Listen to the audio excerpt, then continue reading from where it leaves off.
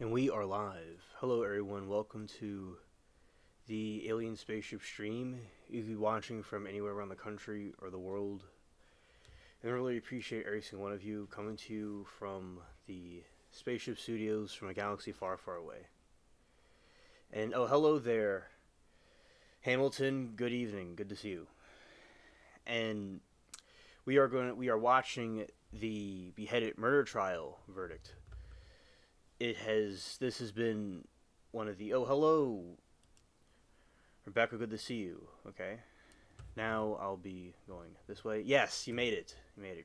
Great sauce. All right. Hello, everybody. We are going to be hanging out here while we see what goes on with this verdict. Let's go now to this other window right here to do this. Okay, so this has been a while since we had a verdict that has gone into the night like this. It's been quite a while. And yeah, hello Moki, Sauce. I appreciate y'all being here with me. Now, with the Beheaded murder trial, it's going over an hour now. Hello, Hellcat. Good to see you. Welcome. I'm scared. Okay, so let's play this right here. Let's go this way. Oh, that chat sucked, though. Yeah, well, look who it is. Yeah. Hello, Aaron. Hello, everybody. Shout out to all of you being here. Now, let's see.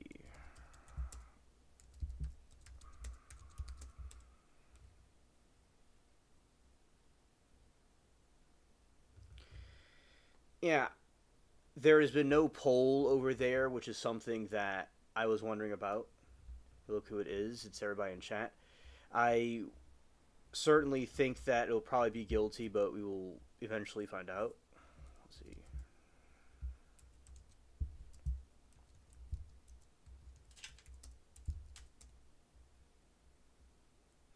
The closing arguments are very funny, especially from the prosecutor, the state. That was very interesting.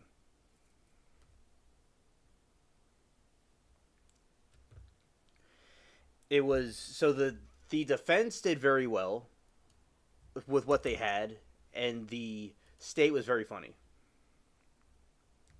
Let's go. This.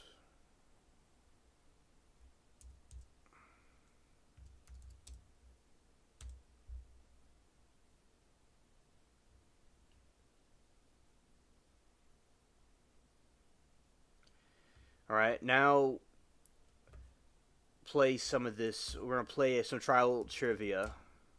All right, I'm getting the game up right now. Okay, let's save this and close that, and we're gonna do this. All right.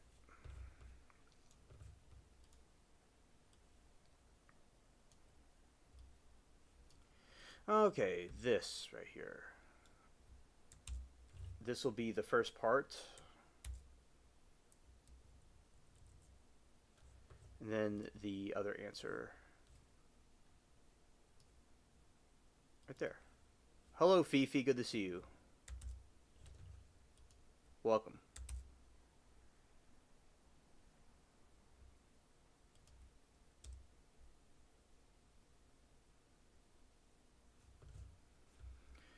Question 1 right here.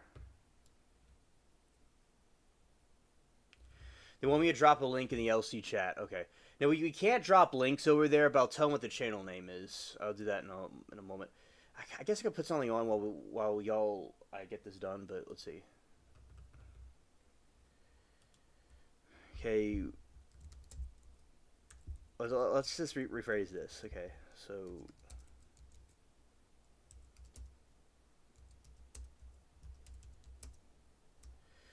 Okay, I'm going to tell them what the channel is called. My channel is Alien Spaceship Sound Effects and Vlog Okay, thank you, Fifi.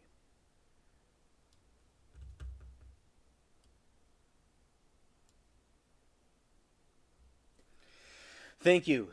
Thank you very much, Moki. All right, so hello, Michael. Good evening. Okay, so the first question is, who is a certified peace officer responsible for maintaining order in the courtroom? So who is that person in the courtroom that is responsible for keeping order?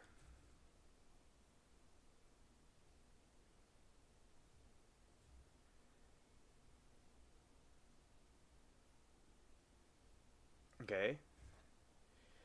And we've been trial all day together. Yes, we have.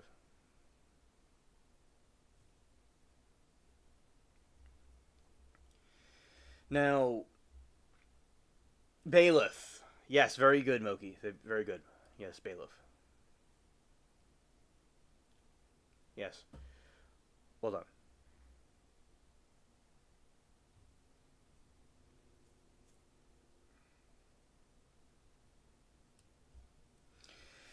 Fifi says Jesus.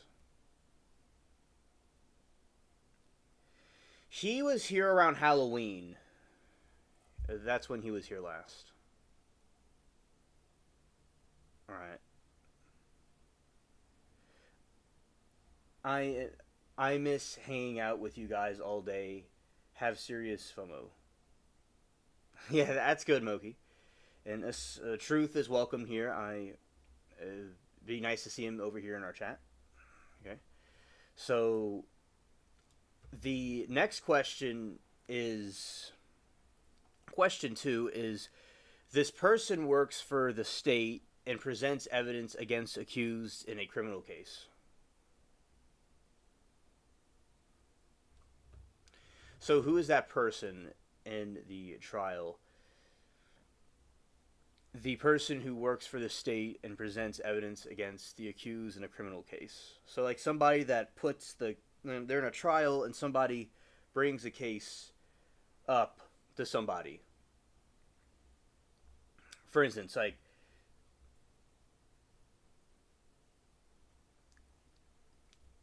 prosecutor. Very good. Very good. Yes, a prosecutor.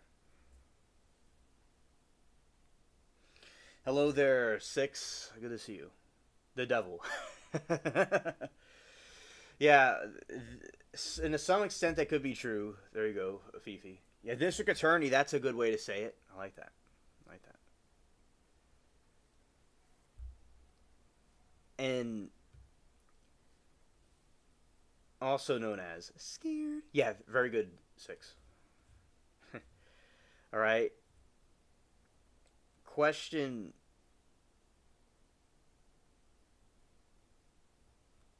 Question 3. Who represents the person accused of a crime? And question 3 is that. So that's the third one.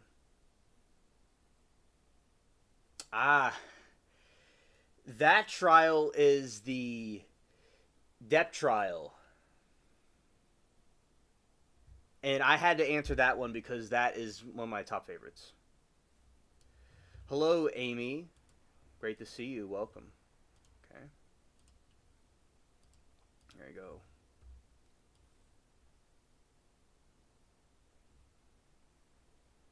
Juan Depp. Yeah. Asshats. Okay, so hard hat. Scared. Okay, in what trial in what trial is it said where somebody keeps saying grounds all the time? What trial is that from? When someone says grounds. Oh, hello, Efog. Great to see you. There's a verdict that's taking a while, and we're going live while we wait.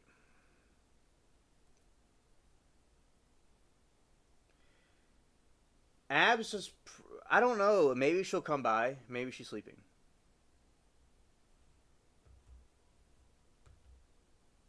Yes, Darrell Brooks. Very good. Very good.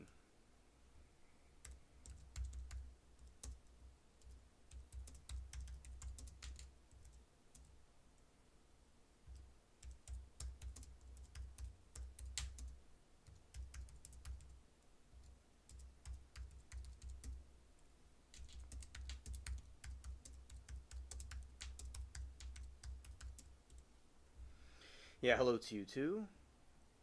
Joyce is going camping out in the woods. Out in the woods.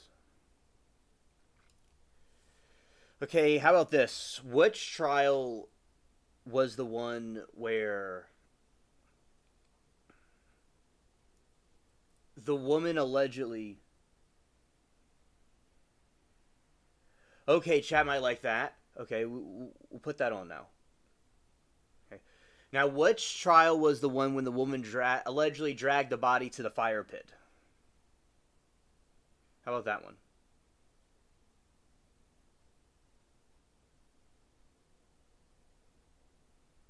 And as I said, we will watch the verdict as it plays here. And okay, now let's put on the Darrell Brooks scene that Shaza shared with us. Alrighty. Yes, Ferris. Very good. Very good.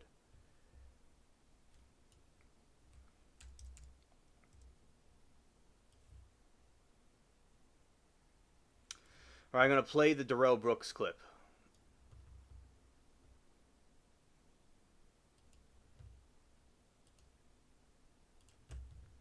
Right here, right now.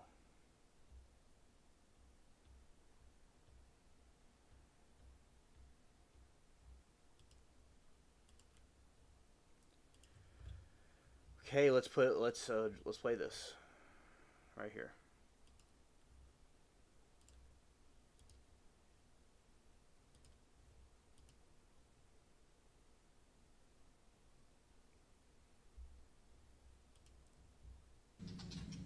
Madam Clerk, might I please get verification that the audio and video are working in the neighboring courtroom? All right, thank you. I do have verification.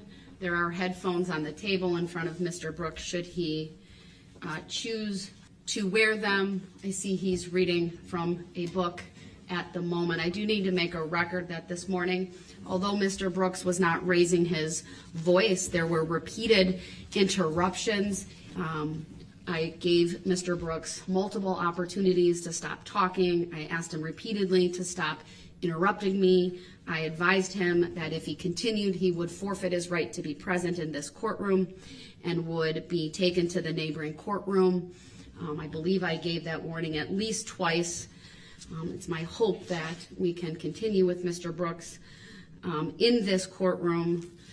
At some point today, I'll certainly invite him back over when I get through these advisements. I'm not asking for a response yet, Mr. Brooks. What I'm asking you for is whether you have any requests for jury instructions, or if in your review you think anything needs to be changed, deleted, added, etc. Do you have any requests as it relates to the jury instructions, sir? I would note he put two boxes right in front of where he's seated, so I can't presently see his face. He is unmuted. I've confirmed previously regarding the audio working, and I will just ask him a second time, sir, do you have any requests as it relates to the draft packet of jury instructions, whether that be any additions, corrections, edits, or deletions? And Your Honor, would it be possible for the bailiffs to just move the boxes off the table so Yes, we can I think see? that's fair. I'm going to advise the bailiff to remove the box so I can see Mr. Brooks. I don't know what he's doing behind there. Hey, why do you tell them to move my box? Because I couldn't see you, sir. Or what? I've asked you twice now, and I'll ask you a third time. Do you have any requests as it relates to the jury instructions? Any additions, deletions, edits, or Hey otherwise? man, you don't gotta talk to me like that. Do you have any requests First of all, related what? to the jury instructions, sir? Yeah, I got requests. It ain't like they gonna be honored though, cause As it nothing relates I've to been the trying jury to get instructions, done. sir, what are your... I heard what the hell you said, man. Well, Mr. Brooks, that was very disrespectful. Yeah, and I've been getting disrespected since the beginning of this whole process. So welcome to the club. Mr. Brooks, do you have any requests as it relates to the jury instructions? Sir, I understand you may be upset, and I really do, but I've made my determinations. You don't understand nothing. You don't understand anything, Your Honor. You don't. I'm going to mute him again because he's not answering the questions that I'm very clearly asking him, and I've given him 5 opportunities. Mr. Brooks, do you have any requests as it relates to the jury instructions? I'll unmute you for that answer. I can't hear everything you're saying. Mr. Brooks, do you have any requests as it relates to the jury Yeah, instructions? I can hear what you're saying. I can hear what you're saying. You just told me you didn't. So which one is Yeah, I it? got the headphones on. You can't see that? What are your requests as it relates? What are your requests as it relates to the jury instructions, sir? Man, don't try to come with this whole little image, sir. Now it's all this sir and all this. Try to put on this little act like you so worried about what's going on with me. You don't give a damn. Never did. Mr. Brooks, you're being disrespectful again. You've been being disrespectful. You've been being disrespectful. Mr. Brooks, do you have any position on the verbiage of jury instructions 70 on page 65? Don't ask me no question. Are you my accuser? Are you my accuser, Your Honor? All right, he's choosing not to answer, so I'll mute him again. It's unfortunate that he's deciding not to participate in this. I agree with the state. I don't need to highlight with that second paragraph. I will take that out, but I will include in the paragraph that reads, at times, comma, Mr. Brooks has appeared from another courtroom, period. This must not influence your verdict in any manner. Mr. Brooks, do you have any position on that? Which is, so jury instruction 70 has to do with the defendant proceeding pro se. I need the bailiffs to move the boxes away from his face. I need to be able to see him. He can keep them on the table, but they need to be moved off to the side. And if he does it one more time, then I will instruct the bailiffs to take the boxes away. Those are trial prep materials. If there's something in those materials related to jury instructions, he should take those out now. Mr. Brooks, one final time, do you have any requests as it relates to the jury instructions? Otherwise, I'm going to approve them. I'm going to take a break, and then we'll come back in the afternoon to go over verdict forms. I didn't answer yes or no, so how do you consent to anything without me answering the question? Are you going to answer the question, sir? You can't force me to do it. You can't just say, I'm going to do this because... Sir, but you also can't stall the proceedings by failing to answer. I didn't try to stall the proceedings. You the one that held me in contempt. I never held you in contempt. All right, I'm going to mute him once again because he refuses to answer a very simple question about whether he has any requests as it relates to the jury instructions. I will work on making all the changes with Madam Clerk or otherwise. Hey, man, you don't got to talk to me like that. Do you have any requests related to the jury instructions, sir? Yeah, I got requests. It ain't like they gonna be honored though. As it relates to the jury instructions, sir, what are your... I heard what the hell you said, man. Well, Mr. Brooks, that was very disrespectful. Yeah, and I've been getting disrespected since the beginning of this whole process. So welcome to the club. Mr. Brooks, do you have any requests as it relates to the jury instructions? Sir, I understand you may be upset, and I really do, but I've made my determinations. You don't understand nothing. You don't understand anything, Your Honor. You don't. I'm going to mute him again because he's not answering the questions that I'm very clearly asking him, and I've given him 5 opportunities. Mr. Brooks, do you have any requests as it relates to the jury instructions? I'll unmute you for that answer. I can't hear everything you're saying. Mr. Brooks, do you have any requests as it relates to the jury instructions? I can hear what you're saying. I can hear what you're saying. You just told me you didn't. So which one is Yeah, I it? got the headphones on. You can't see that? What are your requests as it relates? What are your requests as it relates to the jury instructions, sir? Man, don't try to come with this whole little sir. Now it's all this sir and all this. Trying to put on this little act like you so worried about what's going on with me. You don't give a damn. Never did. Mr. Brooks, you're being disrespectful again. You've been being disrespectful. You've been being disrespectful. Mr. Brooks, do you have any position on the verbiage of jury instruction 70 on page 65? Don't ask me no question. Are you my accuser? Are you my accuser, Your Honor? All right, he's choosing not to answer, so I'll mute him again.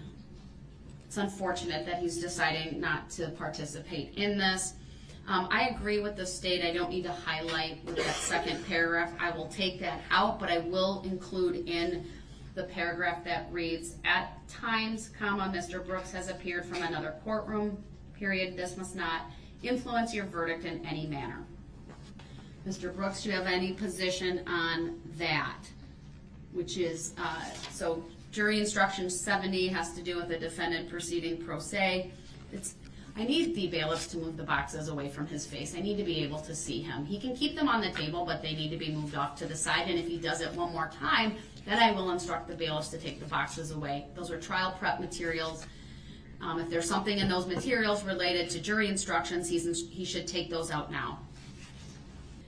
Mr. Brooks, one final time, do you have any requests as it relates to the jury instructions? Otherwise, I'm going to approve them. I'm going to take a break, and then we'll come back in the afternoon to go over verdict forms. I didn't answer yes or no, so how do you consent to anything without me answering the question?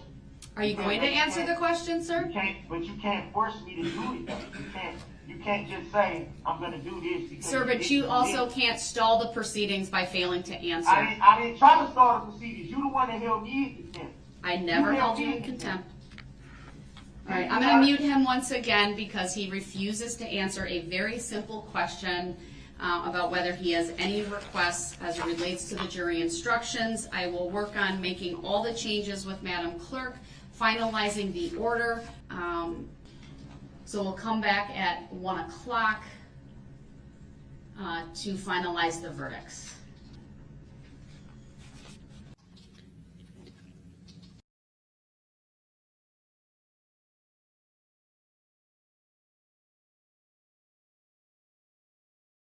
By Leslie Beasy and Zach Wichow.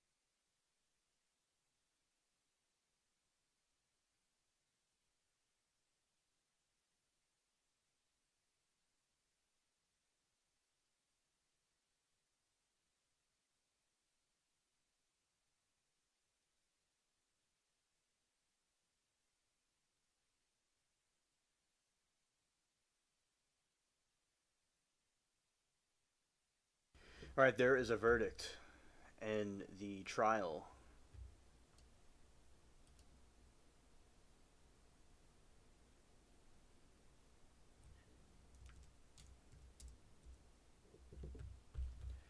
All right.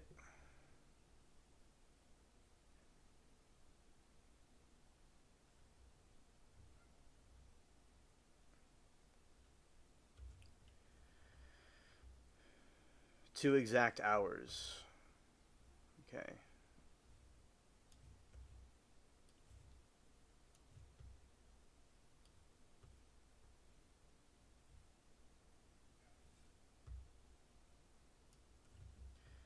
Alright, we will see what the verdict is.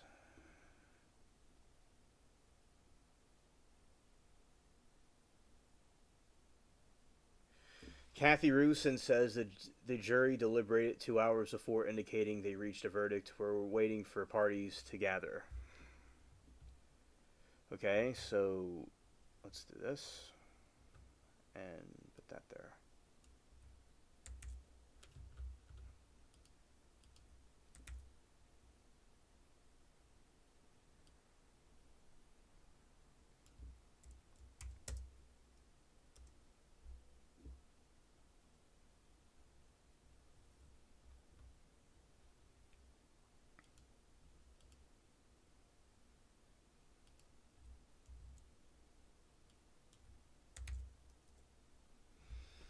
Alright, the thrill kill was on the verdict watch, and 3 verdict watches include 4 Iowa man apple. Oh, yeah, it's interesting.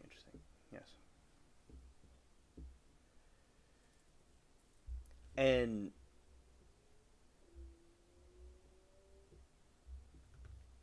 some people in the other chat say not guilty. Oh, interesting. Okay. Really good for a Saturday. Right, and we're going to put this laughing thing right here.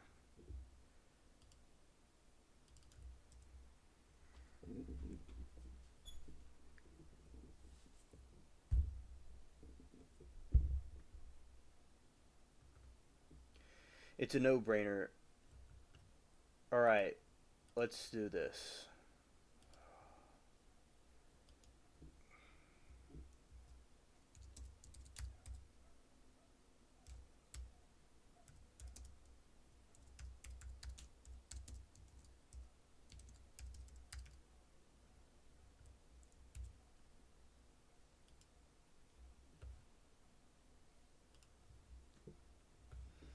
Alright, there's the poll. Alright, game over, facts. Kathy Rusin says in the other chat, 2 hours deliberations is definitely guilty. Lucky I was just checking Sheriff County. Alright. And we are going to see how it goes with their verdict there. Alright. And yeah, I think it's gonna be guilty. Brandon, I know you can't see when Magana said not guilty. Oh yeah.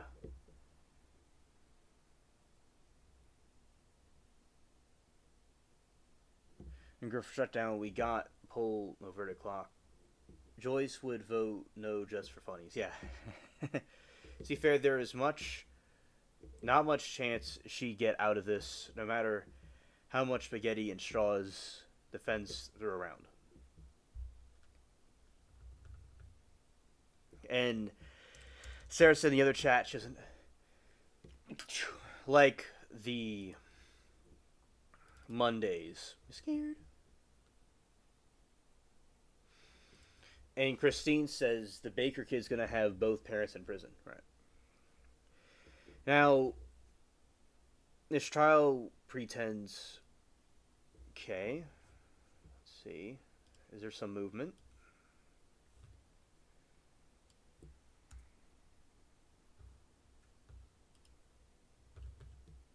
Thank you, Moki. Thank you.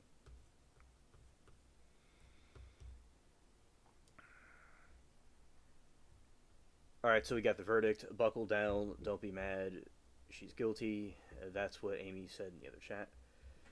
And so ready, if some of the other people in the chat are saying, ready to give guilty verdict, we can never truly predict what will happen. There's been times where I've said people are guilty and they come out innocent and vice versa.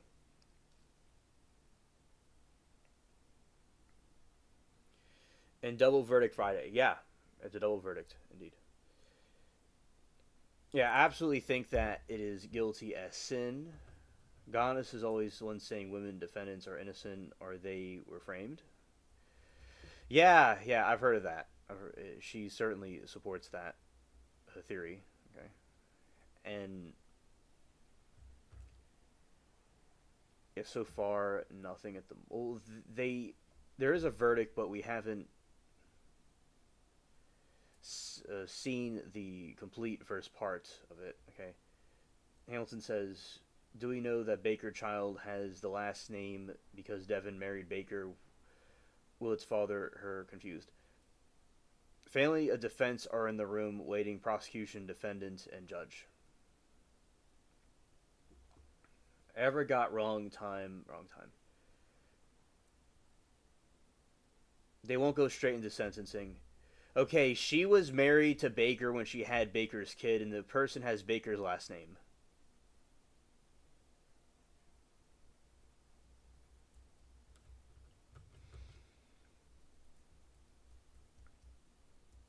Straight into sentencing.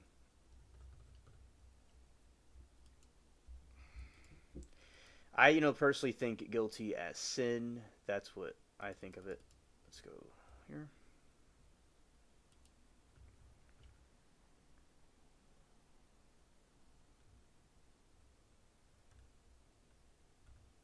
Now Moki says we really don't know for sure. Okay, yeah, maybe we don't.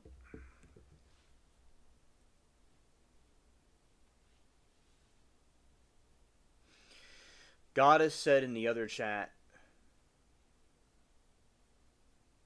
I believe trying to defame Devin's character. That's what she thinks.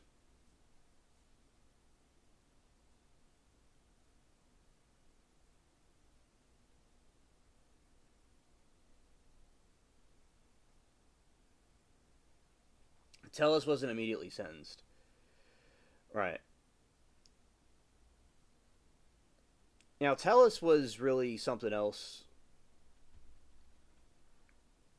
I really don't think that he felt any remorse, and he completely denied doing anything when he clearly did it. It's quite spicy. Emoki, you're right. It was given a window. Yeah.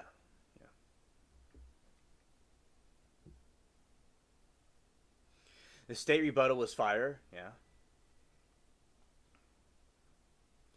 And Goddess is saying the reason why she blocks people and people block her is because the other people are rude. Scared.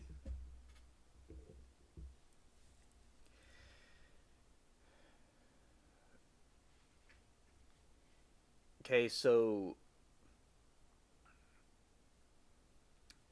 I remember we had this a couple of times in the chat. There is sometimes disagreements with Goddess before. I've seen it. Like, she'll think the person is innocent. Yeah, D-Sauce is Shadow Goddess. Yeah. Yeah, Tellus. Now, okay, with Tellus, people mostly thought he was guilty.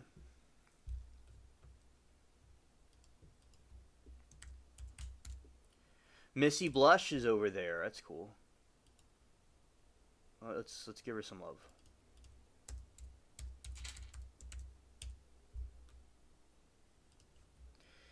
Tellus, I shall laugh more than Brooks. No idea why. I think it's because Tellus believed his own attorney and was squirming.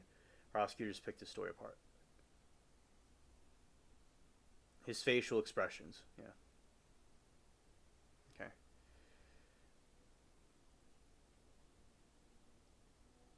Guys, go. No arguing, chat. Be nice, especially. Tellus is like 98% guilty in the poll. Okay, let's see.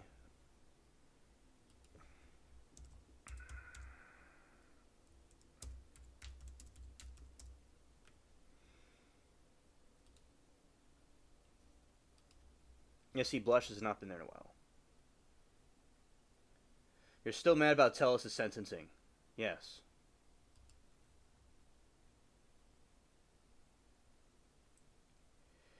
Hello there, C. Gregory. This is someone from LC that came over to watch with us. Hello there. Welcome.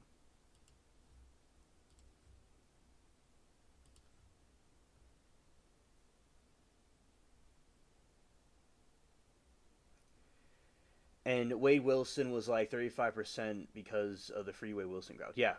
Yeah, let's go. Yeah, we definitely... Christmas is coming. We got to speed up. And get the verdict done. Now, I guess while we wait, we could put something on.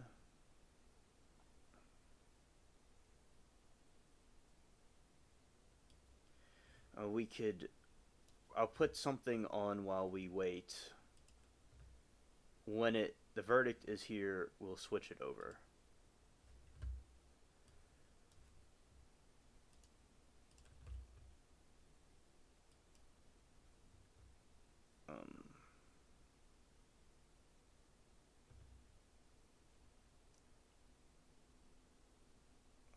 Let's turn on some. He likes Tellus. Let's put on some Tellus.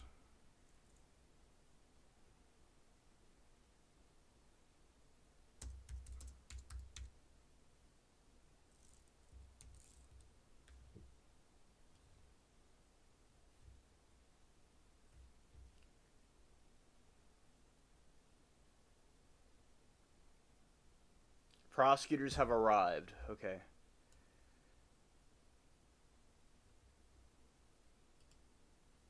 Oh, let's do it like that.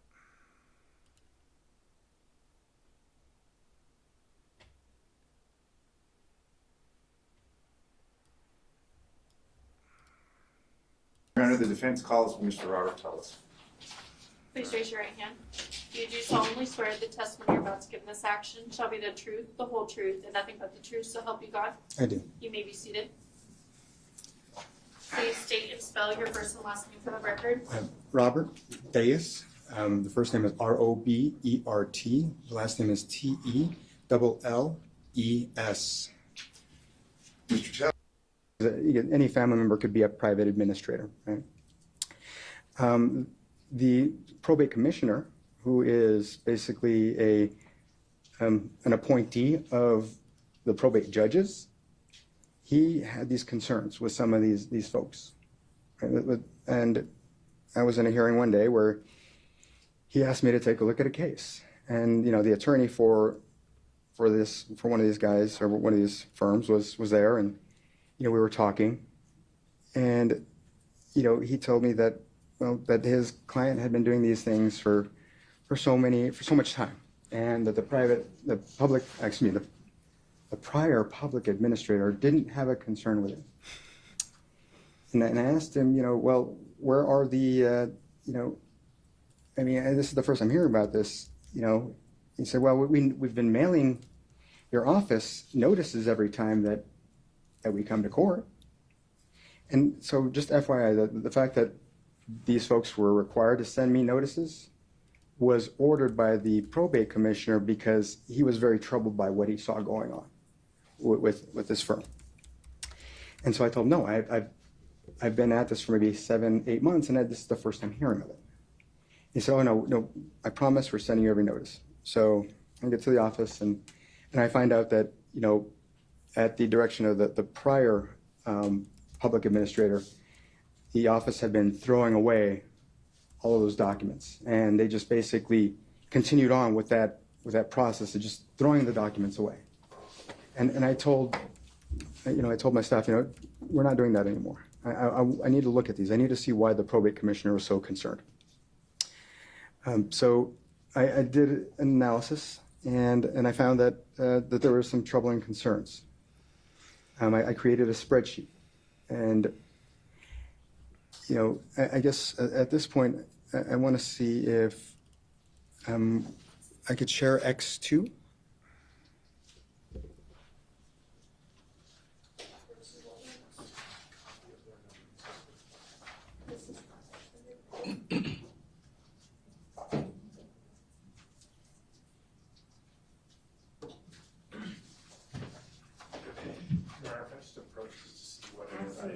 I don't have the names as it's coded with the numbers.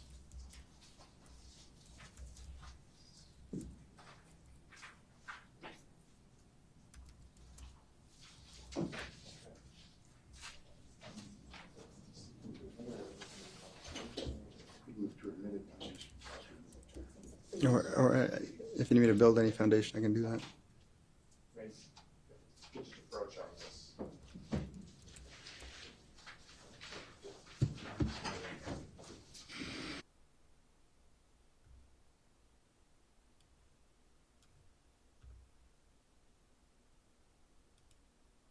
If nobody objects, then the probate commissioner has to grant the petition. Right, so his hands were tied. So one of the things I did do later was I actually went to the legislature and raised my concerns. And there are folks in the legislature that agreed. And so we were able to change the laws so that I had greater watchdog capabilities in these situations, which I think only made this situation more dire for certain folks. And again, I'll get further into that. But so, I began to go ahead and file objections to these petitions. And the probate commissioner pretty much granted my objections just about every time. Because in the regular law, again, not independent administration, just generally, the public administrator has higher priority than all other people, except for family, right? And we would never step in the way of family. Family member wants to handle the estate, great. If we're in the middle of getting ready to handle a probate estate, and I'm sorry, I know I'm talking as though I'm still there, but I think for the purposes of what I'm sharing with you, I'm just going to continue to do that. We would say, okay, you know what, great, maybe we have this fee or that fee that you got to pay. Could be a couple $100, but we don't want to, we're not here to take away anything from you. Happy to transfer it, right? And we got to, per the county's codes, or we've got to charge the fee. Right? It's not something we just say, well, we're going to waive it and you can go. But like I said, it was never any like real burden to pay the $150 to take over, especially when they're done liquidating, they're looking at thousands of dollars in the family's pocket. But again, it's their money, right? But when it came to, again, third-party administrators, if I saw that there was something strange going on, I stepped in. Now, if there's a third-party administrator who was, when I reviewed the petition, appeared to be above board, wasn't doing anything fishy, I didn't get involved. Right? If they were utilizing the regular court process, they weren't, again, trying to hide anything, then great. More power to you. But so the one company that was doing this over and over again, more than anybody else, was Compass Realty. And they were doing it through Thomas Moore. And so anytime one of Thomas Moore's petitions came through, the probate commissioner said, you've got to give it to the public administrator's office. And I think that's where that whole thing started way back, right? So as they were, as I was going at this and filing the objections, they started to fight back in various ways. First, they started to threaten to sue me. They said, well, you're messing with our business, right? And I wasn't afraid of them because, what they were doing was not right. They started making complaints to my assistant county manager, or, county management, trying to get my assistant county manager to stop me. And, we had meetings, he and I said, you know what, this is not okay. I'm not going to, I can't agree to that, no. So despite their complaints over and over again to county, my county manager said, you know what, I can't do anything. He's the guy in charge. Sorry. Then they started filing these false claims about me in court pleadings, saying that, I was trying to steal their business, that I was trying to steal it for myself.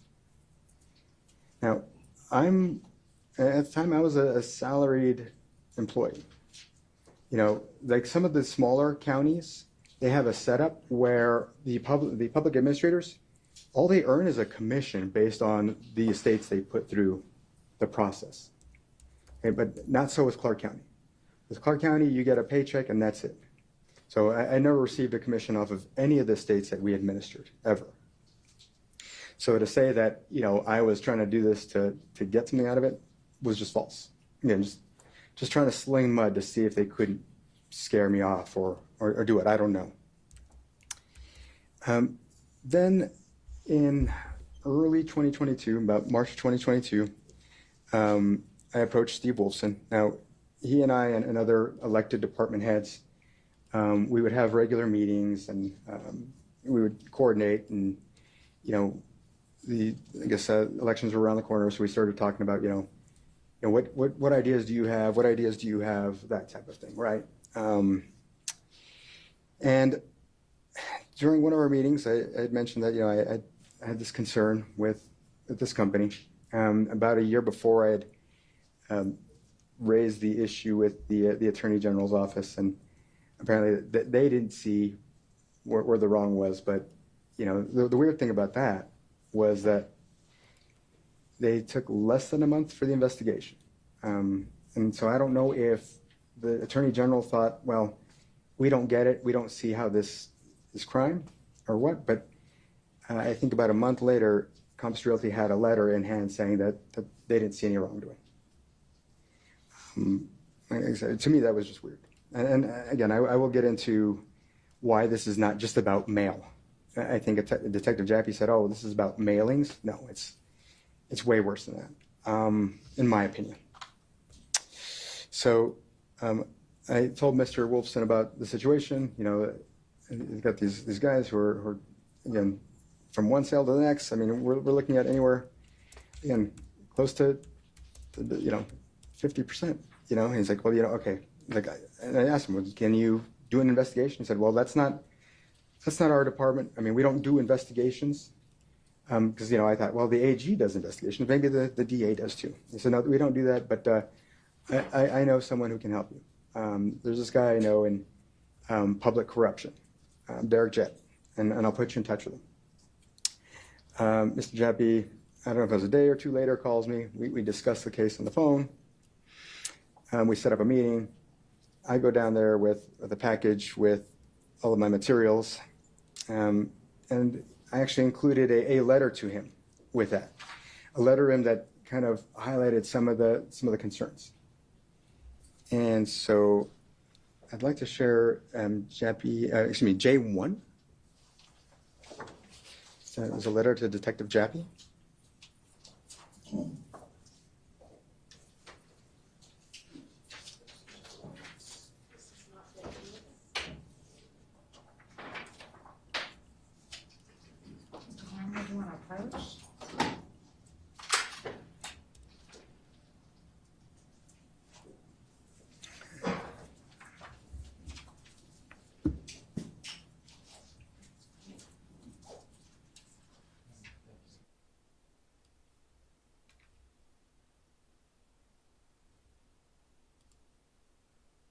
In front of them and see what exactly happened with all that stuff.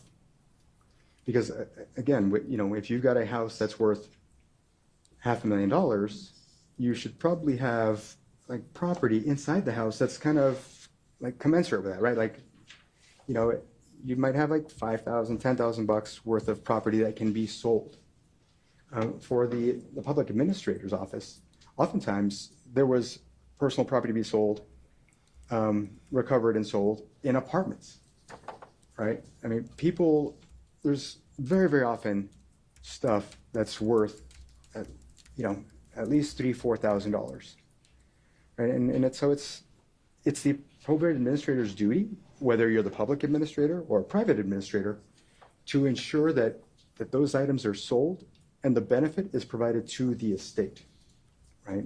So when, these guys have done hundreds of estates and no personal property has been reported and no vehicles have been reported, it seemed that was a concern for Mr. Jaffe.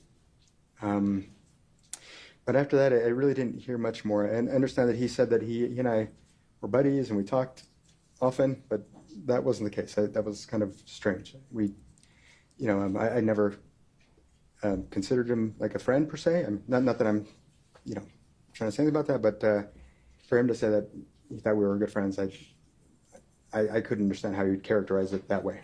I guess when he was claiming that, we'll get to the ambulance situation later.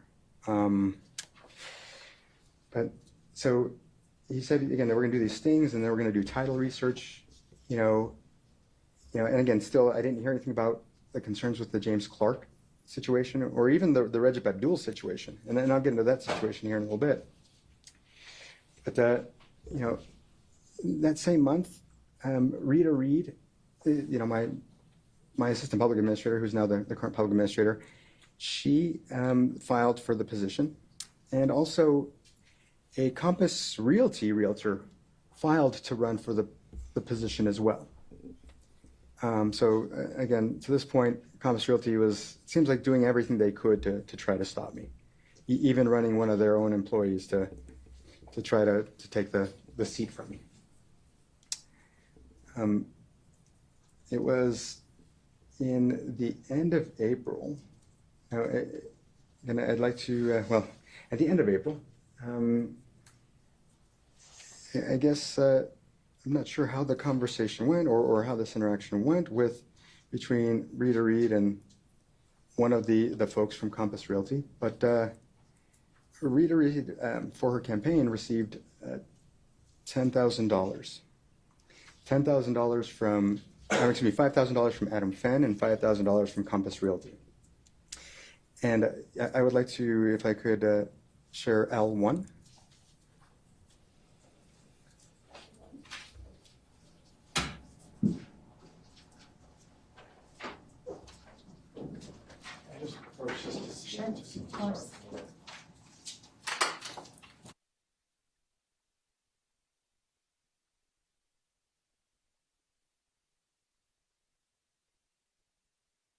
So there was nothing for me to gain other than just doing what doing the job, right? And then, as I mentioned earlier, there's a state of Recep Abdul where we got some headway on something. I had been discussing with one of the heirs what Compass Realty was doing in that case. And so we were, she was concerned and she asked us to intervene. So I filed a petition and we had a hearing, I believe it was on June 29th of 2022. And I'd like to see if we could play the hearing video from that hearing. And this is Maybe approach on this one. Sure.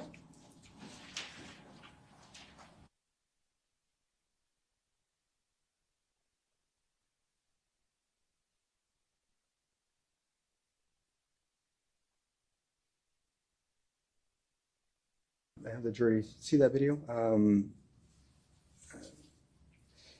Yes.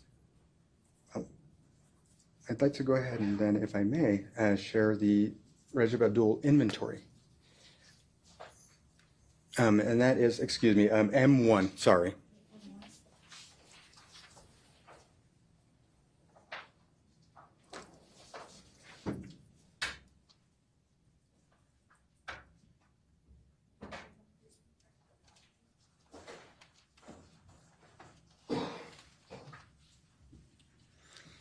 And this is...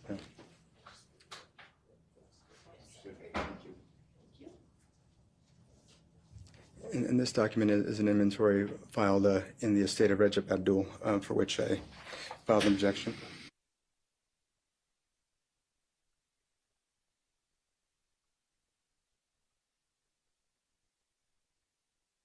Can we put it on the album? Court's permission after he explains it, I went through it. Sure. So again, this is so basically when somebody's doing a probate case, by the end of the case, they've got to report everything that was found on the date of death of the person. If they have a house, they put that, they put the house on the appraisal, on the inventory, and they attach an. There is a verdict, but they have not come back yet. We will show it whenever the verdict is back on. But yeah, so far, no verdict at the moment. No, I want to rephrase what I just said. There is a verdict. They just haven't come back yet.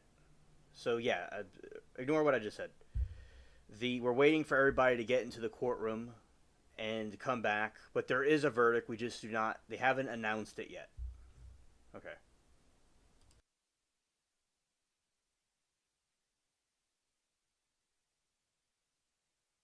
Appraisal for the house. Vehicles, they'll list vehicles, bank accounts.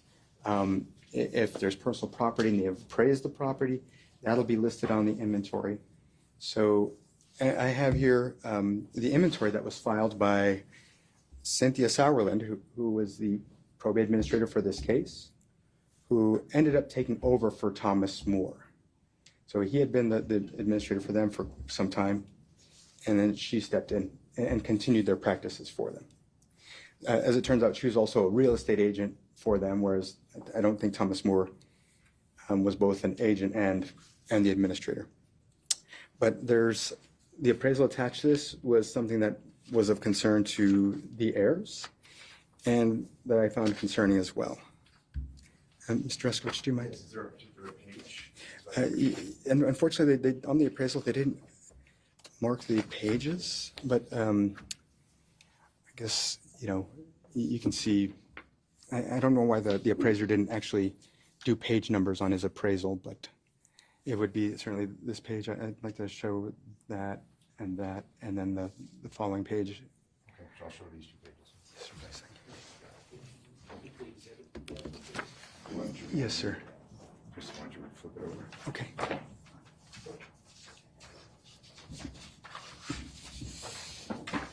Thank you, sir. And so when you do an inventory, it's supposed to be the state of, yes, sir. Is that? Do you see that? Okay. This is supposed to be the state of the home on the date of the person's death. So when you see here, the appraisal that they've got for their inventory shows that it shows a kitchen that has no cabinets, I hope you can see that. If not, certainly when we review the exhibit later, you'll see there are no cabinets, no sink, no counter. It's the bare walls in the kitchen. And the floor is missing. So, and you'll see in the bottom left-hand corner, same thing. The picture's not great, but you'll see the floor is missing there too. And sir, may we go to the next page?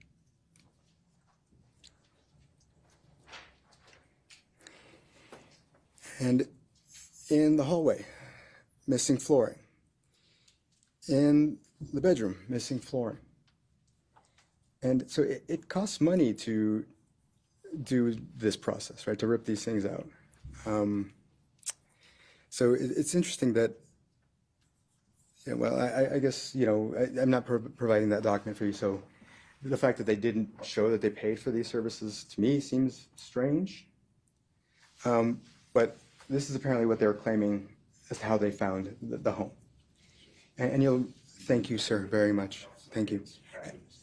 And you'll find that, again, like I said before, James Clark was in a similar condition. So, and later, after this property, I'm sorry, I'm fidgeting.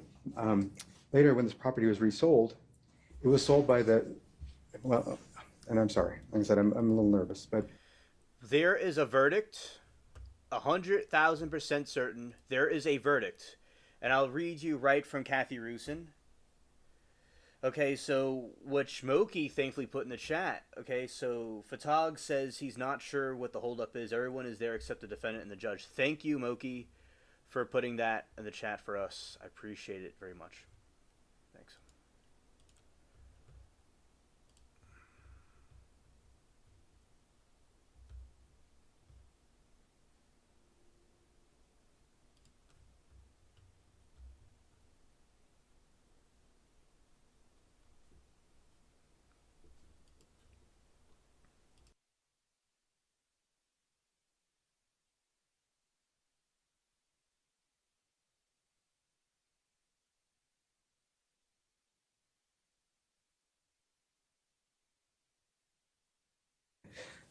If you look at that appraisal, you'll see that the appraiser said that he believed that it would take about $20,000 in repair costs to bring the home up to fair market value.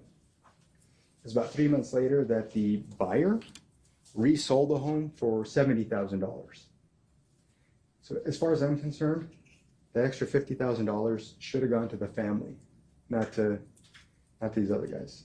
And so right there, I thought, you know, when somebody is ripping property out of a house to sell it to another individual with whom they've had these purchases or these transactions over and over again, that should be looked into seriously, because to me, I believe that's theft. Right? I mean, it makes no sense otherwise. So, an interesting thing.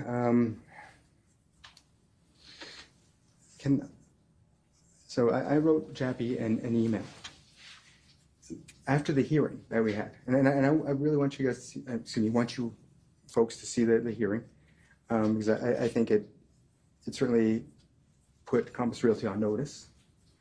The judge was very concerned, and so you'll see that tomorrow, I hope. Jappy, I ended up, it was that same day, I believe, writing Detective Jappy an email saying that we went to court and there were these issues with this house as well, just like with James Clark. I don't know that I said that as like James Clark, but I certainly noticed those issues. May I share V2?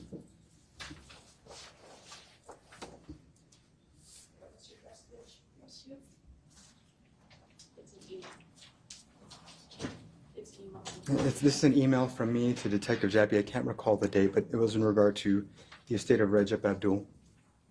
I'll approach you with this.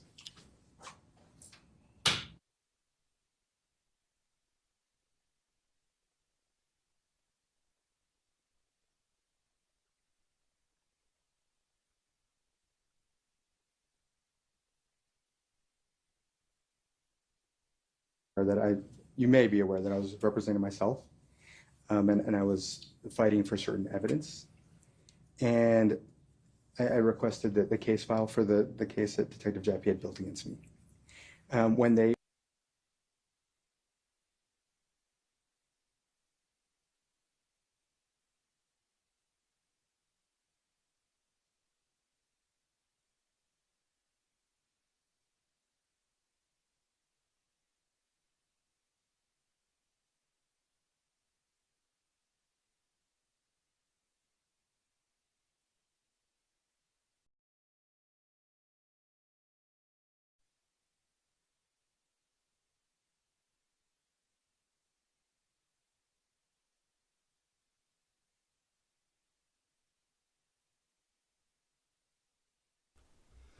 Saw some movement that the judge came in.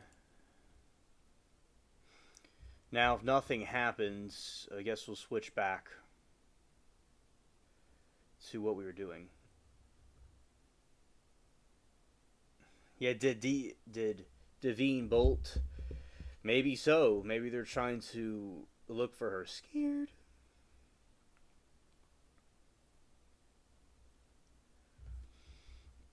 Yes. It definitely seems like it could have been. They're bringing the defendant in. Okay.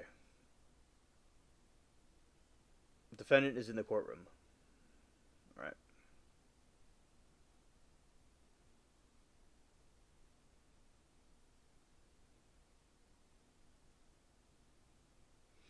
They want to get Devine. Okay.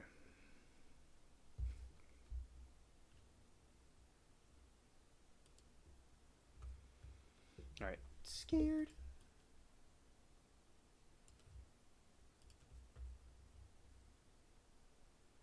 Alright, here we go.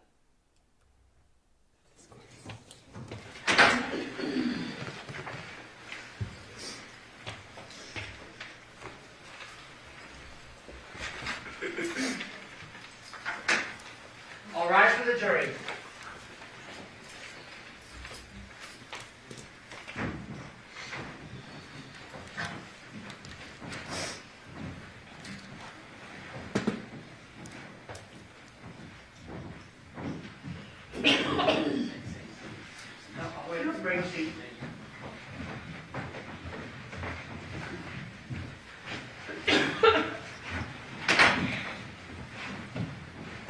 Please be seated. Your Honor, the jury's all present and accounted for.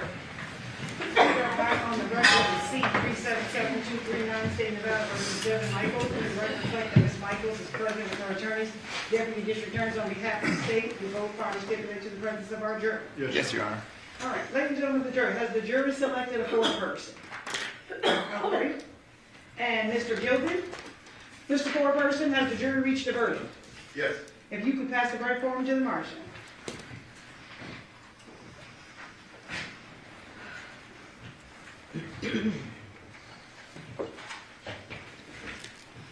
All right, the clerk will now read the verdict into the record.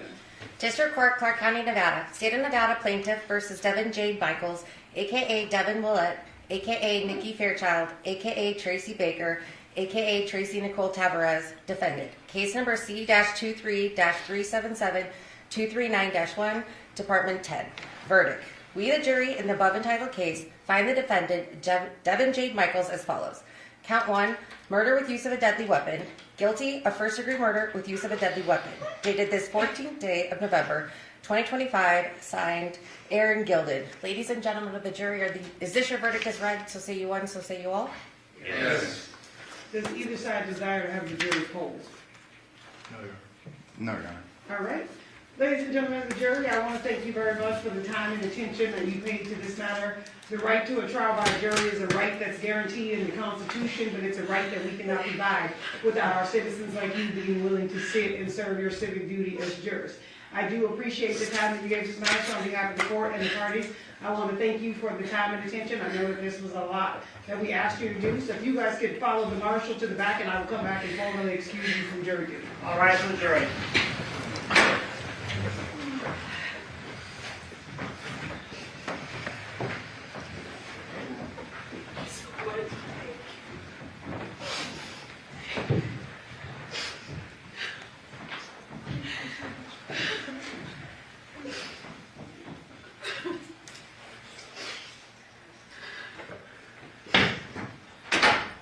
Okay, this matter is going to be referred to the Division of Parole and Probation, set down for sentencing on. January 8th at 9 a.m. All right? Thank you. Thank you. And I'm going to go back and talk to the jury in the least that they desire to speak to you guys. I'll come back and let you know. But it's late. I'm going to allow them down to the room. Thank you, Judge.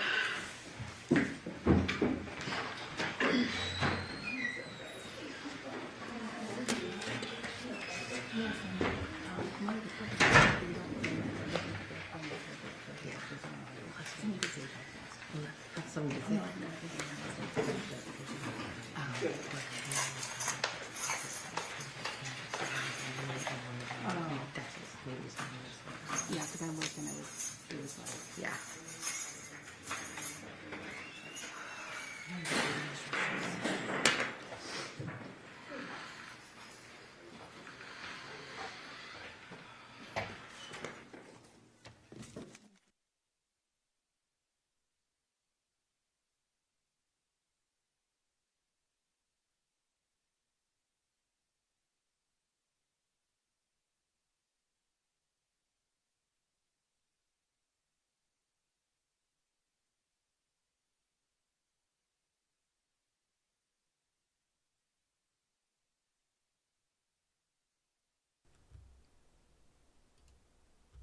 All right, and that is the okay, and that is the verdict.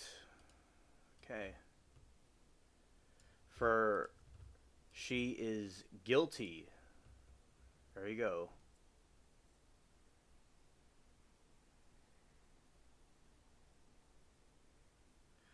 Okay. Okay, Hamilton. Thank you for being here, and thanks for being with us. All right. Pash says, okay, chat, I guess we'll cut out soon. Thanks for participating the stream. Hope you found justice here and stay awesome. Facts. That's what Shaz is telling the other group. Yeah, boom. Okay, thank you. Okay. All right, I have That's to And All that's right, I have to get something real quick. You're welcome. I'm going to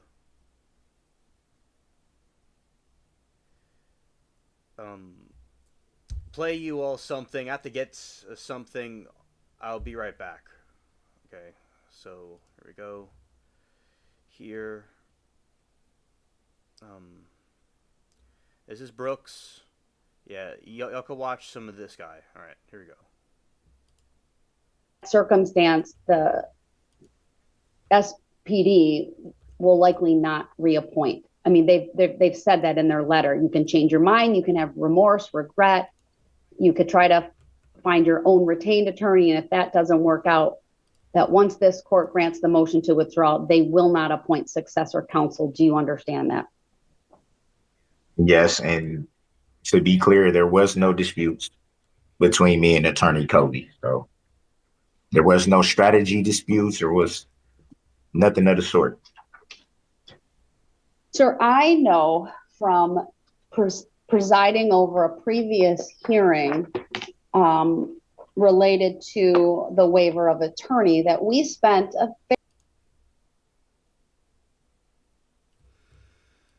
All right, Kim, so we've been live for about an hour watching the verdict. That's what we were doing. But now we are going to be, doing this.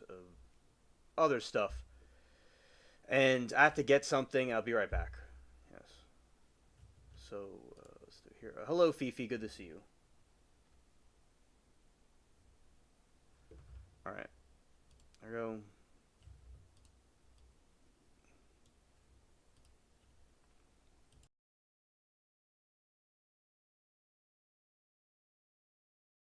fair amount of time going through your background. And I just want to confirm a few things with you. You can read, write, and understand the English language. Yes. You completed high school through the 11th grade and obtained an HSED. Is that also true? GED. A GED. All right, thank you.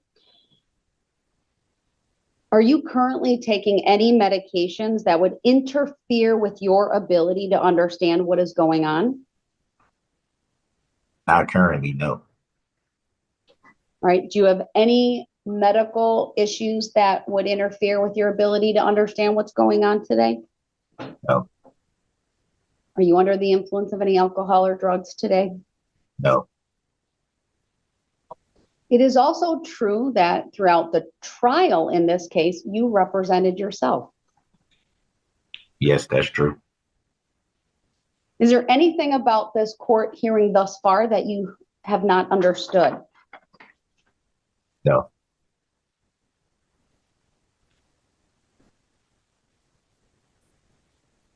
Are you asking this court to allow Attorney Covey to withdraw as your attorney of record? Yes. If you change your mind, I want to confirm once again that you are aware the Public Defender's Office will not appoint successor counsel. Yes. Are you aware that if you can't hire or retain an attorney on your own, the Public Defender's Office will not appoint successor counsel? Yes. Do you understand, sir, that you will be responsible for all aspects of your post-conviction litigation and appeal, including compliance with all court rules and procedures? Yes.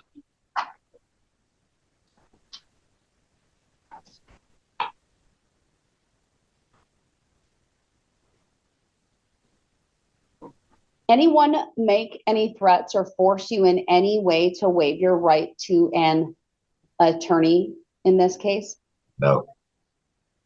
Anyone make any promises to you in exchange for your waiver of right to an attorney? No. Do you believe you're making the decision to waive your right to an attorney freely, voluntarily, and intelligently? Yes. Do you need any more time to talk to Attorney Covey regarding your request that he withdraw? No.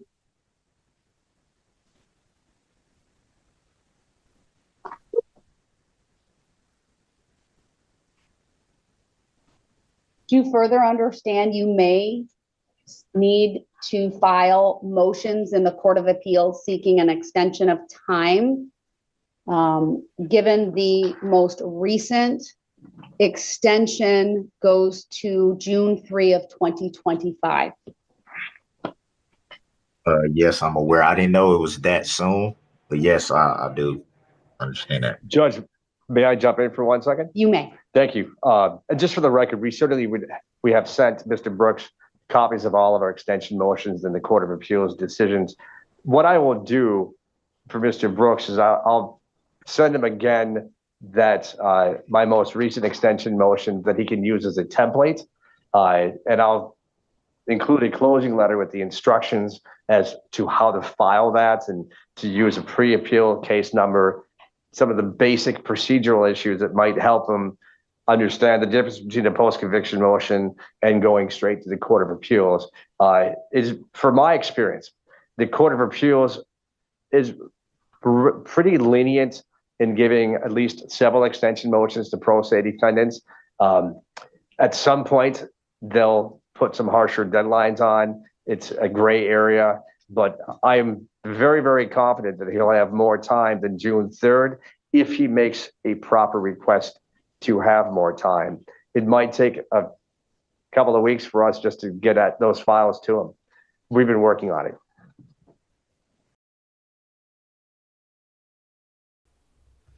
All right, I'm back.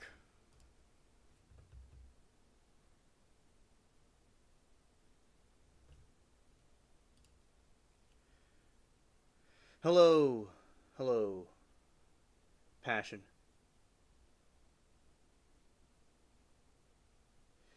So, all right, you're out. Okay, let's see. Anybody see? Reddit. Yes, I wanted to just hear what he had to say. I think he does remorse, but I think he really had some important stuff to say. Yeah. All right, and then Christine, say a judge won't let him. Saucy gave. Okay.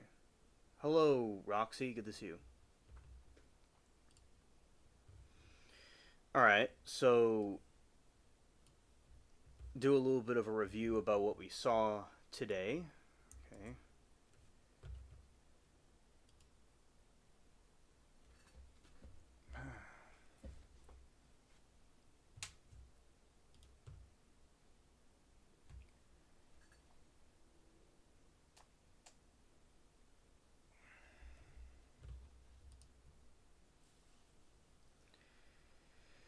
He gave up. Yeah, now, we had a double verdict today. Okay, so yeah, I had to go do something, so that's why I stepped away for a moment. So now I am back here.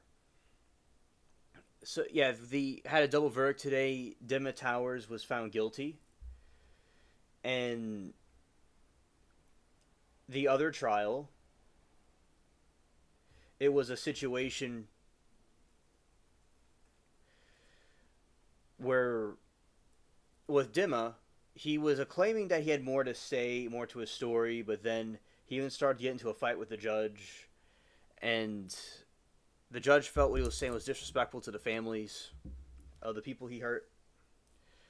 So that is, and he was sentenced to life, and then with this other trial with the Devine Michaels, she was found guilty, and it took about approximately 2 hours to get a verdict, and she was found guilty for life. She could have taken the plea deal to get 15 years, but she chose not to. And now she has to have an even longer sentence in the 15 years.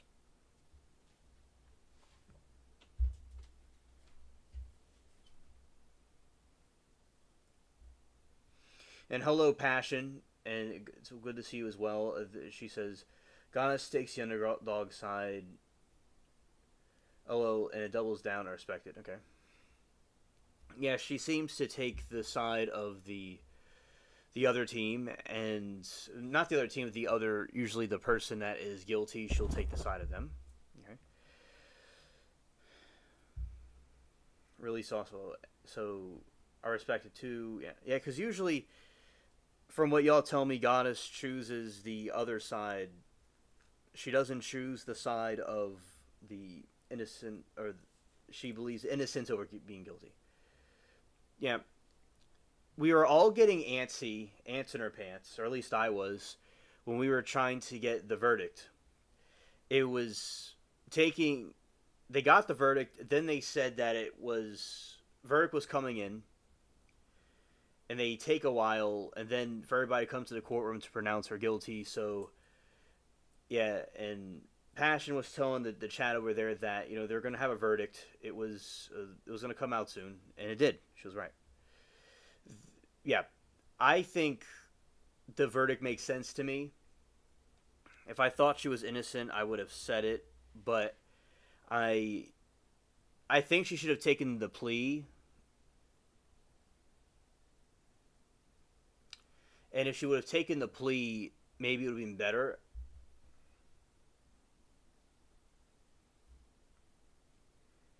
And Michael says, I think the plea was 15 to life.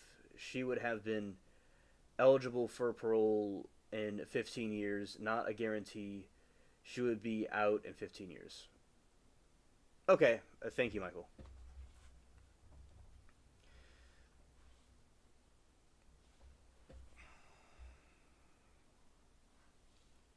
Our Passion says, chat would be boring if there weren't contradicting opinions to debate. Yeah, yeah. I think the different opinions in debating that is really cool. And as long as both parties are respectful and okay with it, because sometimes people, they'll take it to at home and get upset. But yeah, I think the differing opinions is good. It's a sign of free will, and people can have diverse views of things and trying to resolve a true crisis. Because what if somebody is wrong? What if somebody really was guilty or innocent? For instance, there's one of the trials, the Ferris trial in Georgia. I thought that she was guilty. I thought she was innocent, but a lot of people thought she was guilty. I just didn't think she could have dragged the body to the fire, because I did a trivia about it earlier. So yeah, there's been times where I thought the person was innocent, but they were seen as guilty. Yeah, so it is nice to have some spice. It makes things interesting.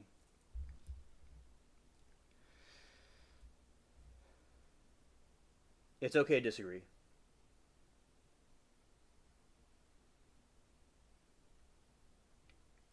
It's life. Now, chat can correct me if I got it wrong, but it's life.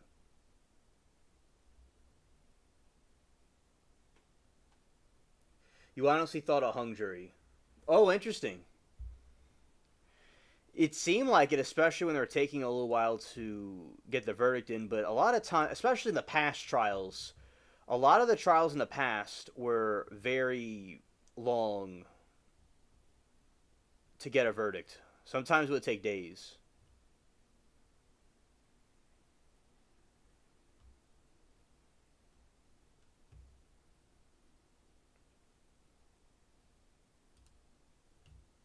Okay. I missed the degree. Hello, Roxy. Good evening. Good to have you here. All right. And on Monday, there's going to be a hearing, and then or it might be Tuesday. And Tom said I wasn't convinced that Melody Ferris was guilty. Oh, you weren't convinced either? Yeah, because I just thought that for her to bring... It just didn't make any sense for her to either work alone, like there was another accomplice with her, or she was not doing it at all. Yeah. Good to see you, Tom, as always. All right, there's some new trial development coming up that we're going to talk about. Okay. And Shaza, they really love the Brooks video of him, the cartoon that you found. That was hilarious.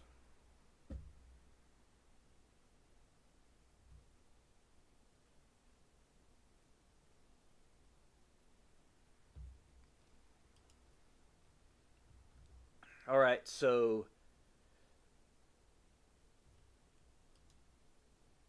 Passion says, I think with her original deal, she would have had parole option after 15 years, and now she'll have life with no parole, but I'm not 100% sure. Okay, thank you for the information. Okay.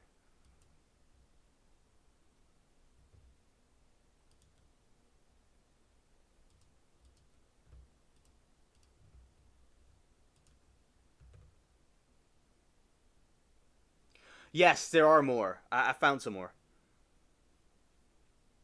And we'll certainly play it for chat.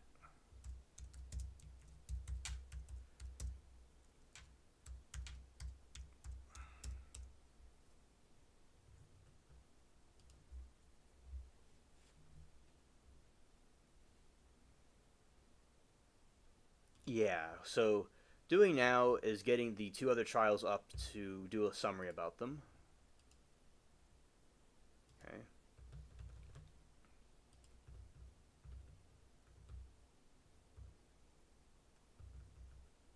Yes, his first wife.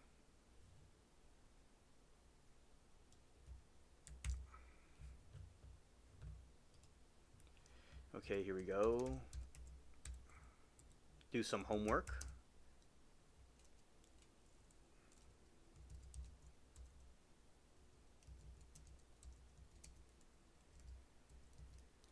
Yeah, small world indeed.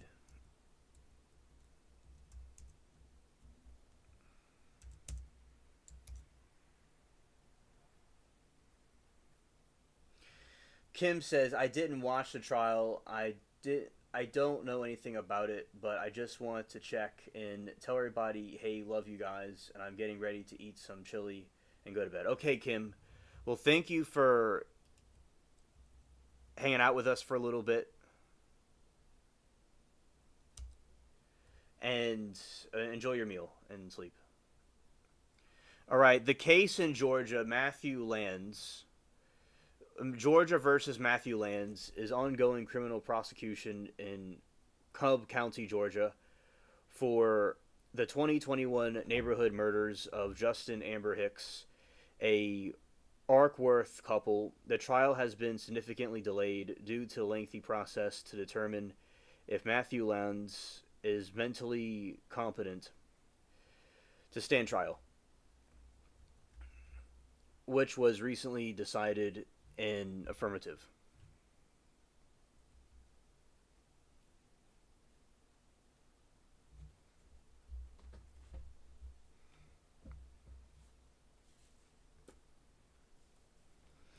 Victims: Justin Hicks, a Cherokee County firefighter. And Passion said the most heinous racquetball player in the world has ever known. Also, the racquetball player I know about Baker. The only one is Baker.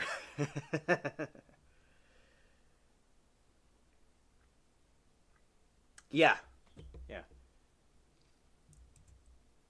Definitely.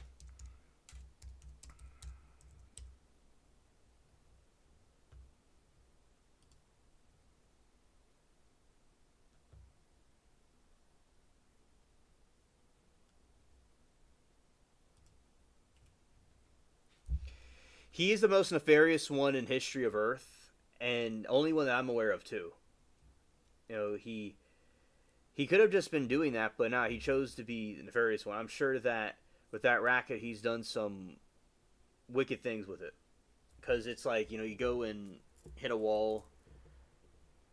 I did something. I've been in a racquetball court before, Passion, when I was a kid at a camp, a summer camp, and we didn't do the thing with the racket, but we threw it at the wall and let it bounce back at us. So I've been in the same courtroom. It smells very interesting in there. It's like a rubber smell. And it's lots of echo. I never played racquetball, but it's something a little bit similar. But yeah, there's lots of echoing. Hello, Missy Blush. Welcome to the stream. This is one of the original mods from LC, by the way. Nice to have you on board.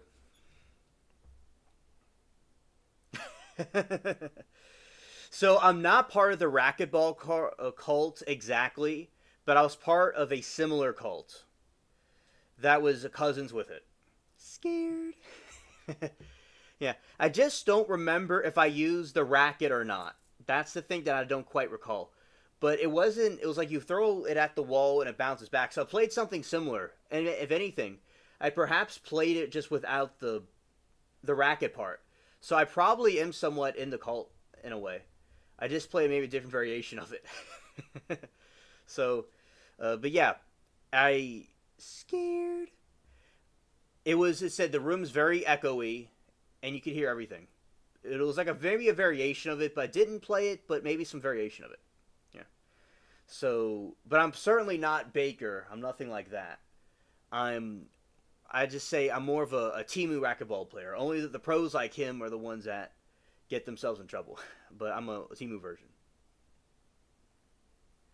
Yeah, I played all the sports you could ever think of. Yeah. Scared. Hello, Regina. We had a double verdict today.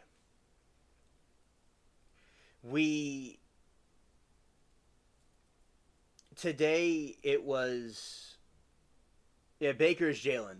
It was a double verdict. Demo Michaels, that the person we played yesterday, Regina, when you're watching the kid on the stand, he was found guilty today. And this other person that we've been watching, the Beheaded trial, Devine Michaels, she was found guilty as well. She could have had parole after 15 years. But she chose a darker path and to not do the plea deal where it could have done harm. You know, maybe she could have gotten parole after 15 years, but now it's probably going to be life. Yeah. And by the way, yeah, I played every single sport you could think of.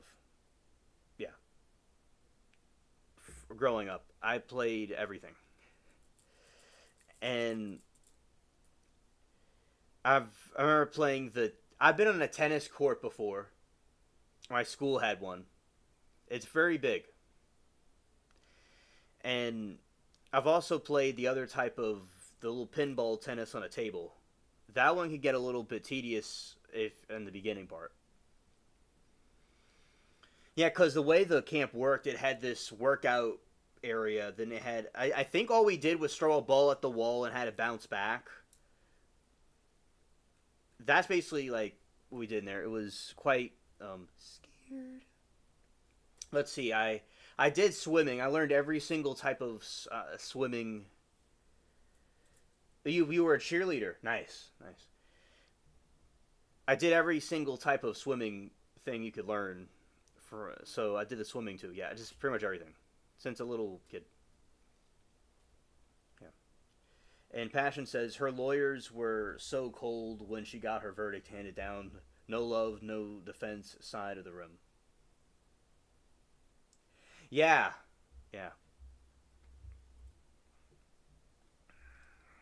And Christine's going to bed, she said. No, I don't think she's going to bed. Oh, no. It's Kim's going to bed. Yes.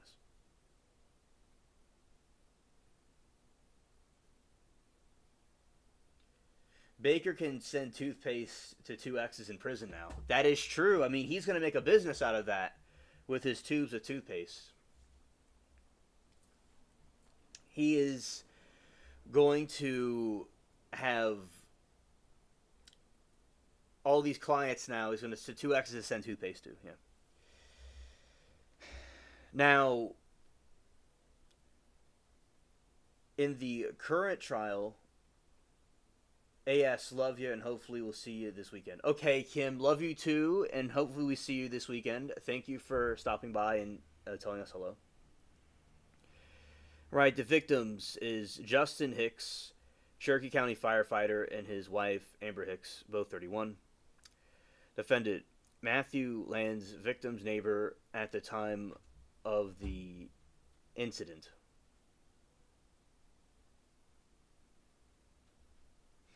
Incident date, November 18, 2021.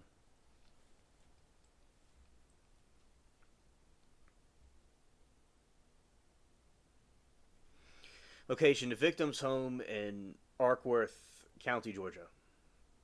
All right, and these are the allegations.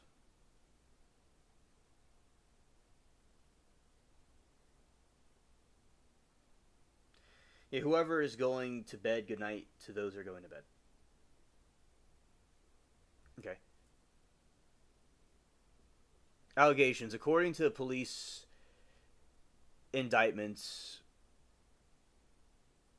Matthew Lands shot and deleted killed the couple in their home. Their 2-year-old son was found unharmed but alone in the house approximately 12 hours later, leading to charge of cruelty to children against Lands. The day after the bodies were discovered, Lands allegedly broke into another home in nearby Sandy Springs. Responding police officers confronted him, and Lands is accused of repeatedly stabbing one another and being shot twice by other officers and arrested, injured, and survived.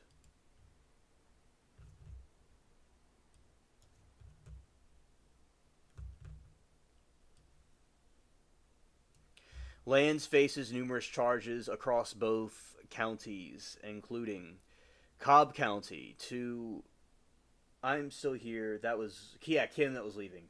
He'll be gone very soon. TV is waiting for DRV recordings. Oh, okay.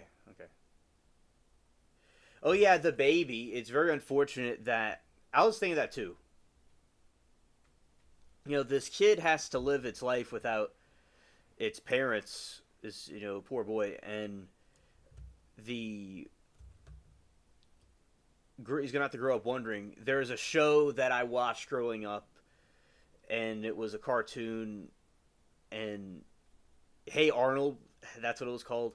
Yeah, his parents were on some mission somewhere in the jungle, and he lost both the parents. He had to live with his grandparents. So that was something. That's what this reminds you of. So yeah, it's really sad when it happens in real life, and murdering is not the answer.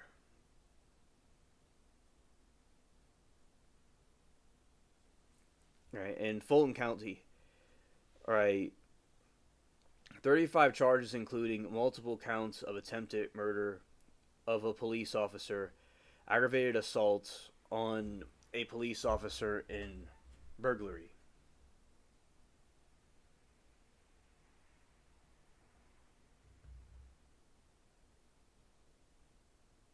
Yes, disturbing and disgusting indeed.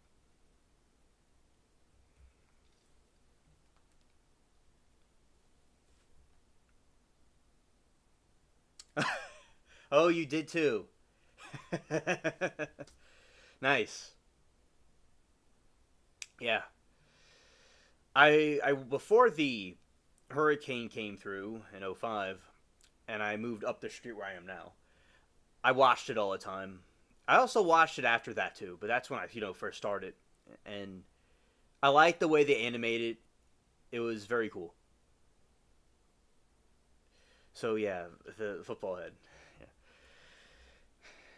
The prime focus on the legal proceedings for the last few years has been Matthew Lands' mental capacity to stand trial. A lot of times they'll plea and argue insanity to try to get them off the hook or make a proper defense.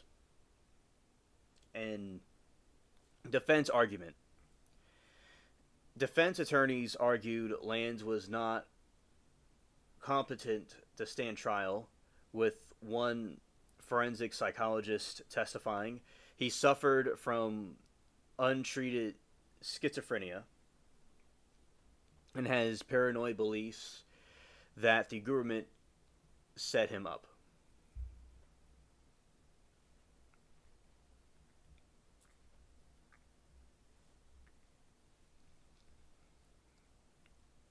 Prosecution argument. As Brooks likes to say, argument.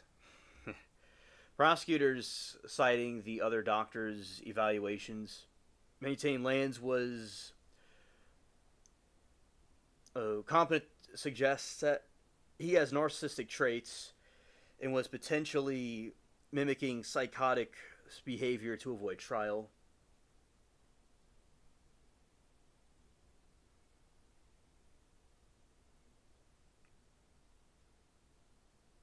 Yes, mental health is horrible. Yes, indeed.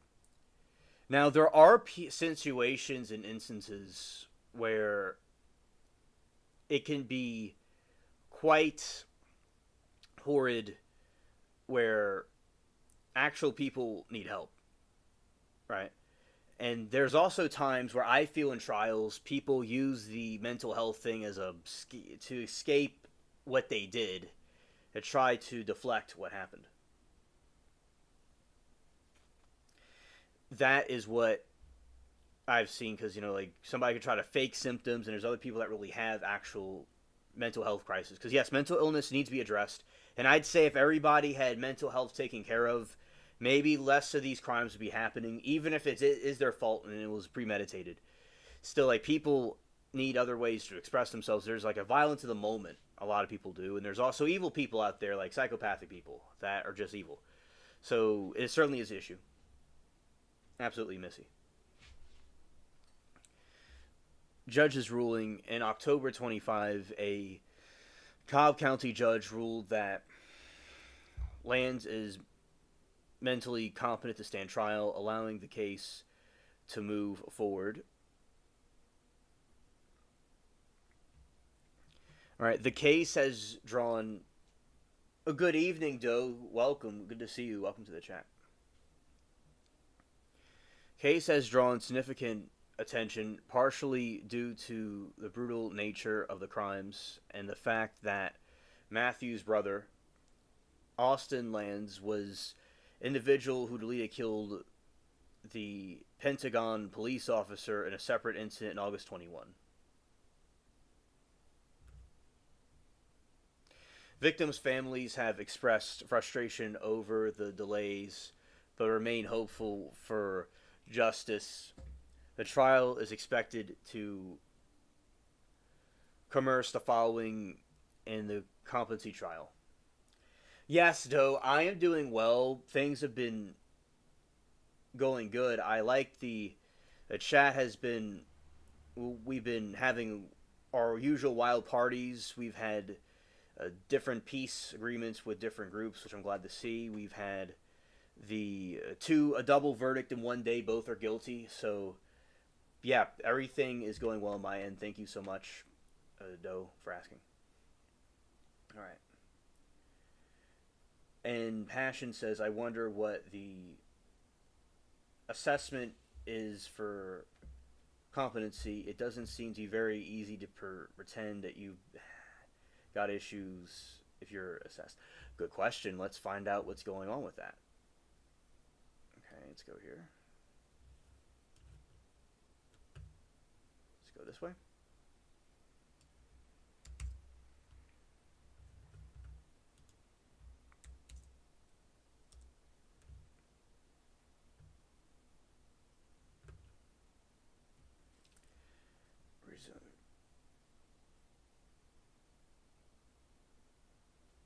Okay, determining the mental competency to stand trial is a rigorous and comprehensive process conducted by a highly trained forensic psychologist and psychiatrist, making it very difficult for a defendant to successfully fake mental illness.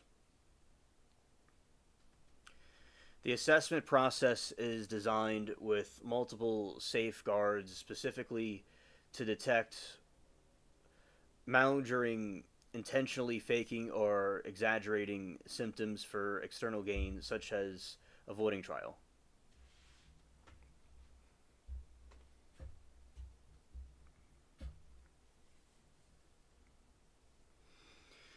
Competency and an assessment process. Forensic evaluators use a faceted approach to determine if a defendant meets the legal standard for competency established by Dusky versus the United States Supreme Court case, whether the defendant has rational and factual understanding of the proceedings and can assist their lawyer with a reasonable degree of rational understanding.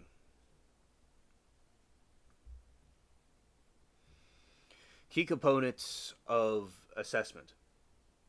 Yeah, that's how I would do it. Multi-layer the assessments, so you gotta stay consistent across different people. Yeah. because a lot of times they can go and trip things up, and multi layers should help the situation. And shout out to Mary Toodles. I went live an hour ago. We're watching the trial to see if the verdict. They took a while for the verdict, and we went live while we waited. And now we're talking about the trials that we'll be seeing next week. Yeah. Okay, and review of collateral information. This is a crucial step in which the evaluator gathers information from various external sources, including medical records, prior mental health treatment. Scared. Yeah. Records show witness statements and jail staff observations, inconsistencies between the defendant's self-report and objective records often reveal attempts at faking symptoms.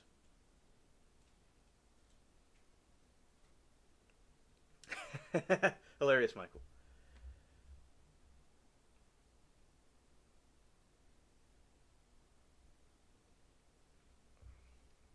Standardized assessment tools. Forensic psychologists use specific scientifically validated tests and instruments designed to assess competency related to abilities and detect malingering, which I probably said that wrong. Mary Toodles. What? Is it malingering, the word? How do you spell it?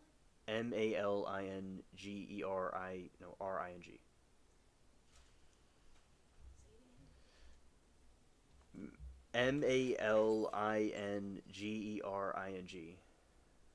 malingering. Malingering. Okay, thanks. I'm not sure. Because I know I was saying that wrong. Symptoms validity tests. SVTS.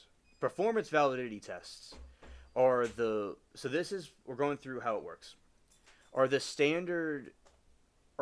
gold standard for detecting frigid symptoms. These tools, such as the structured interview of reported symptoms, SIRS-2, and Miller Forensic Assessment of Symptoms test, are validity scales to identify unlikely symptoms combines endorsement of rare symptoms or obviously fabricated presentations.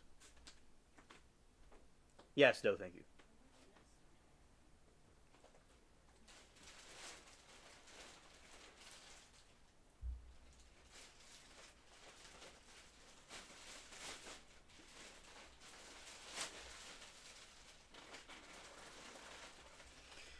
Alright, Kim says, Alien, I love you and enjoy this chat, but tonight I just can't do it. I'm sure you know why, but I'm listening. Okay, nice that you're lurking with us. Okay. Alright, other competency specific tests like the Georgia County Competency Test or the MacArthur Competency Assessment Tool. Education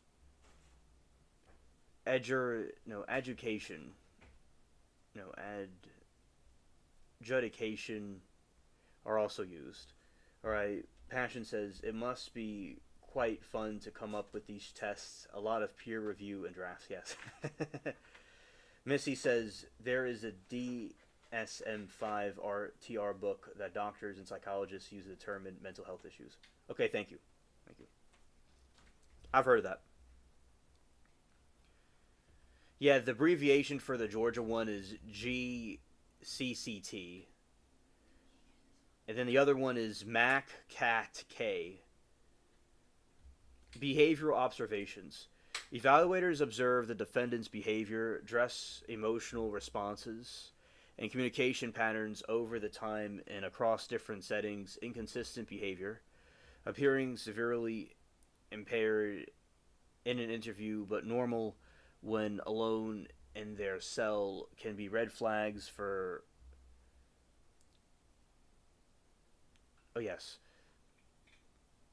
malingering. How's it pronounced again? Malingering? Yeah, malingering. Yeah. So red flag for malingering. I've never heard of that word before.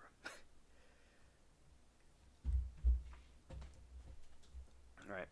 It is difficult to mimic genuine complex mental issues like schizophrenia in convincing way because professionals are trained forensic evaluators have specialized training in detecting malingering and use evidence.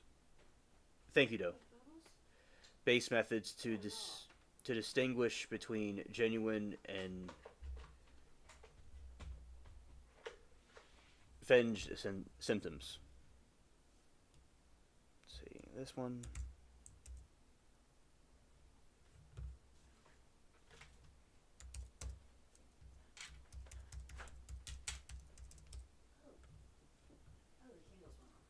Okay, feigned.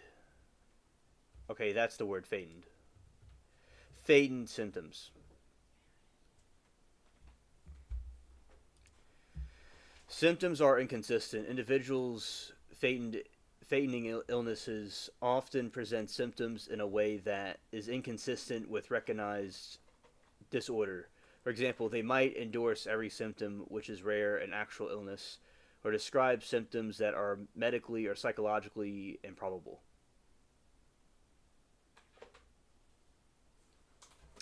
Okay, we'll find out about that, Roxy, right now, after we read this part.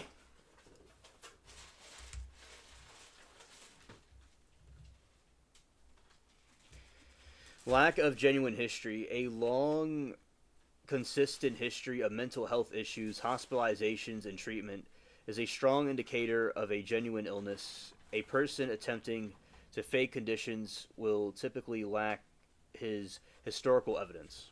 Collateral data comparison. Information from family members or treatment providers is compared against the defendant's claims, which often highlights discrepancies.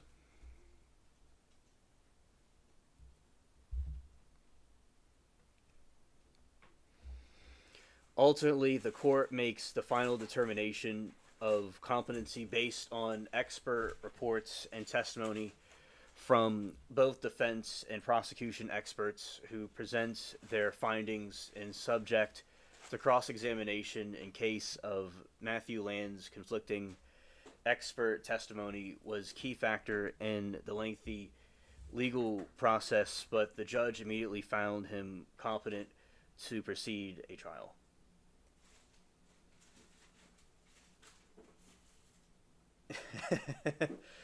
Fashion said, that's funny. Google is so helpful. It gives you every symptom, but it doesn't tell you to pick just a few. Right. Missy says, dang, I have enough stuff going on. Why would I want to fake everything? Right.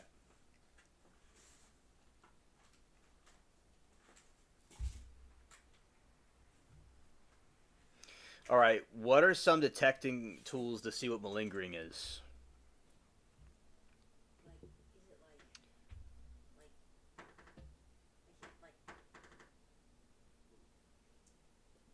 Like lingering or like not? I know what it means. I think. We will find out. Okay, so forensic psychologists use a variety of specialized validation assessment tools to determine malingering, which can be broadly categorized into self-reported inventors when built in validity scales and performance-based tests. Symptom validity tests, SVTS. These tools are designed to assess the authenticity of reported symptoms and identify response styles that are inconsistent with actual disorders.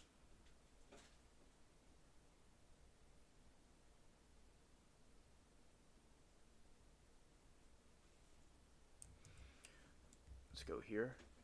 I feel like we're asking the magic conch shell like from SpongeBob. That's what it reminds you of. Yeah, shout to Gary. Okay, Shaza, let's see.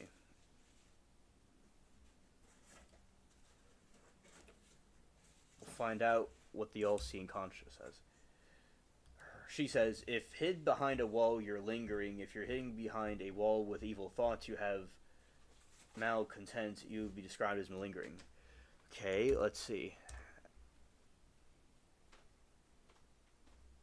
Yeah. That was a funny one, Passion, by the way. I like that.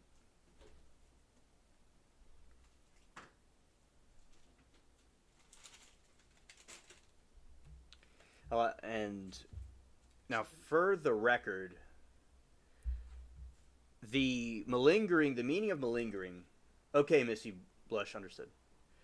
The meaning of malingering is the intentional fabrication or exaggeration of physical or psychological symptoms, usually to evade duty, work, or criminal prosecution, or obtain some form of personal gains. So that is what, just for a record, that's what it means. Since we're talking about it. Okay.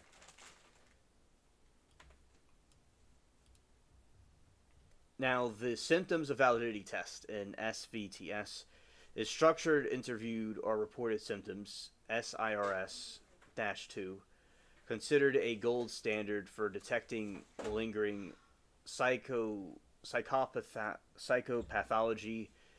This structured interview uses multiple validity scales, rare symptoms, symptoms combines absurd symptoms to identify improbable, exaggerated symptoms and presentations. Wow, so Jeffrey Dahmer found guilty despite insanity plea. I can't believe his defense would argue insanity.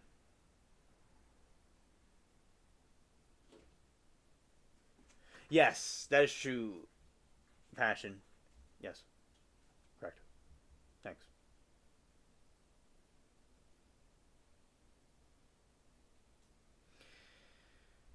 Miller Forensic Assessment. A symptom test is M-FAST. A rapid 25-item screening interview used to identify potential feigning of psychiatric illness. Those scales like unusual hallucinations, extreme symptomatology, and reported versus observed symptoms.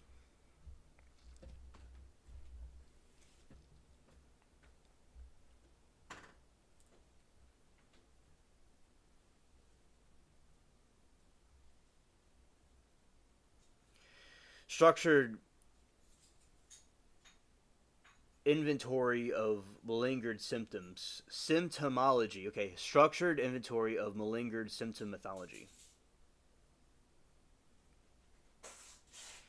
SIMS. A 75-item true-false self-report screening measure that assesses feigning across different domains, including psychosis, neurological impairments, and amnestic disorders.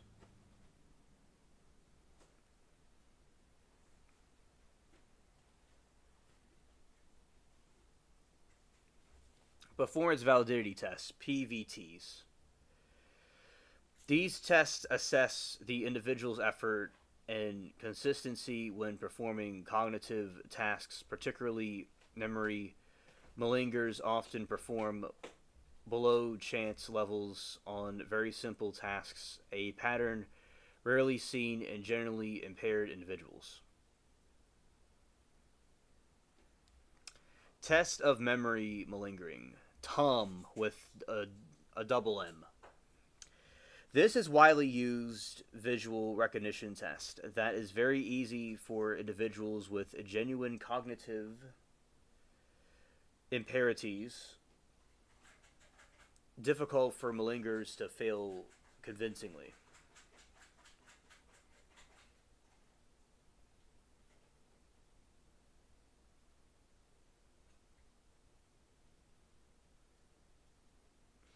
Yeah, so when they are...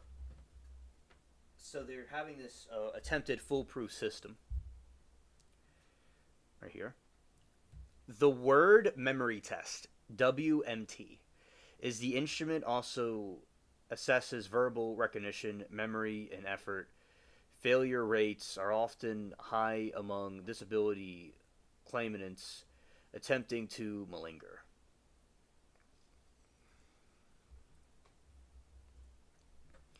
Ray 15-item test. A brief visual memory test involves simple geometric patterns. A performance below a certain cutoff score is generally accepted as an indication of the lack of effort.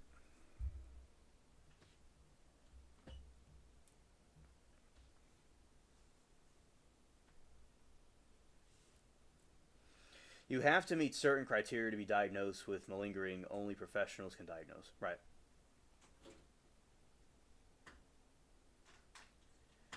Catonic schizophrenia. Okay.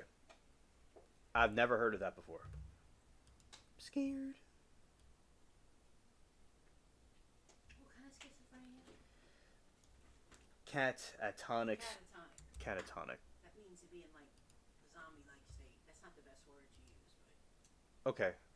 that's not the right word. So it means like they're in a trance. Okay. Yeah, right. Yeah, I agree with you, Roxy. It is.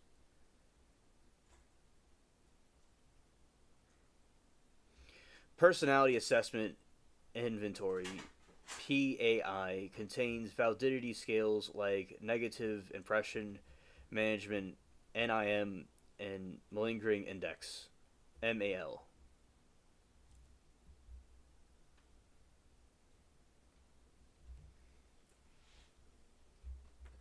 What did you do to your blanket? Oh, you put push on. Just a minute. Forensic experts rely on comprehensive approach, integrating results from multiple tests, clinical interviews, and collateral information.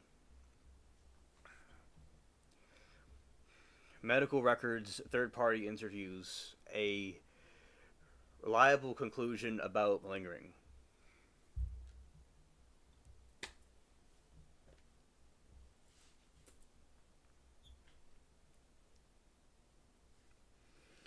Passion said, trapped in my body with no control, no grasp of my own mentality. Yeah, that would be terrifying. It's like you're in a constant nightmare state. Scared. I'm glad you're feeling good, Sauce. I can understand someone with schizophrenia and psychosis who committed murder, bleeding, insanity. Yeah, it's... your question. Your question. We'll answer that right now. We'll talk some, which we still are going to talk about the other thing. Let's see. Go here. That's right.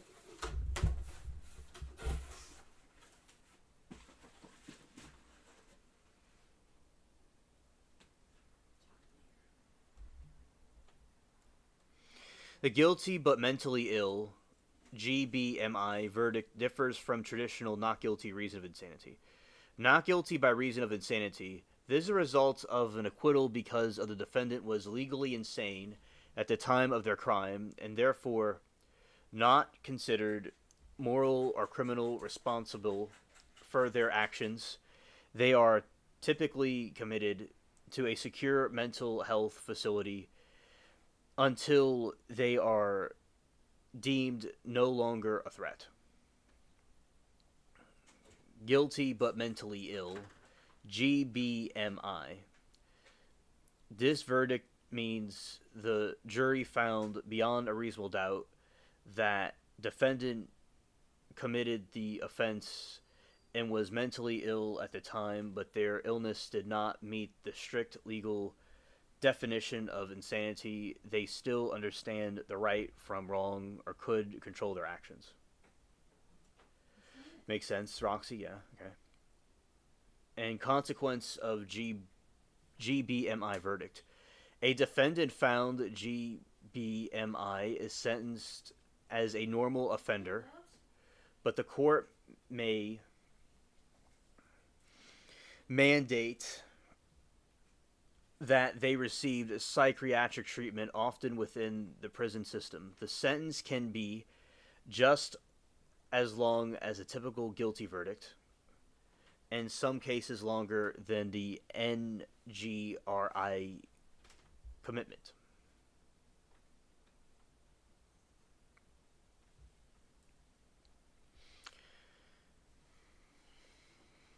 Notable causes. One of the most widely known causes resulting in a guilty but mentally ill verdict is John DuPont. The chemical company Air was found guilty of third-degree murder but mentally ill in '97 for the deletion killing of the Olympic wrestler David Schultz. DuPont was diagnosed with paranoid schizophrenia and had pleaded not guilty reasons of insanity, but the jury rejected the defense and he was sentenced to 30 years in prison and died in prison in 2010. While there are no famous cases of defendant being found guilty of insanity, as a term is not a formal legal verdict, the GBMI verdict allows the legal system to address both the criminal act and the mental health needs of the offender.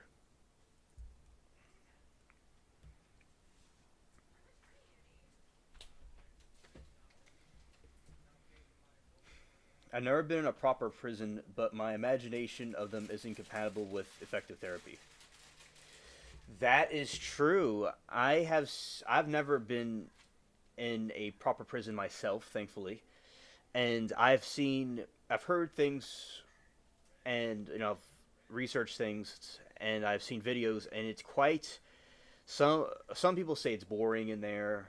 Some people nothing happens. Other things are quite terrifying, indeed, where it means there's quite a lot of gang fights and other unimaginable things going on. So yes, there could be a situation where the prisons, of course, if someone does something evil, they need to be locked up.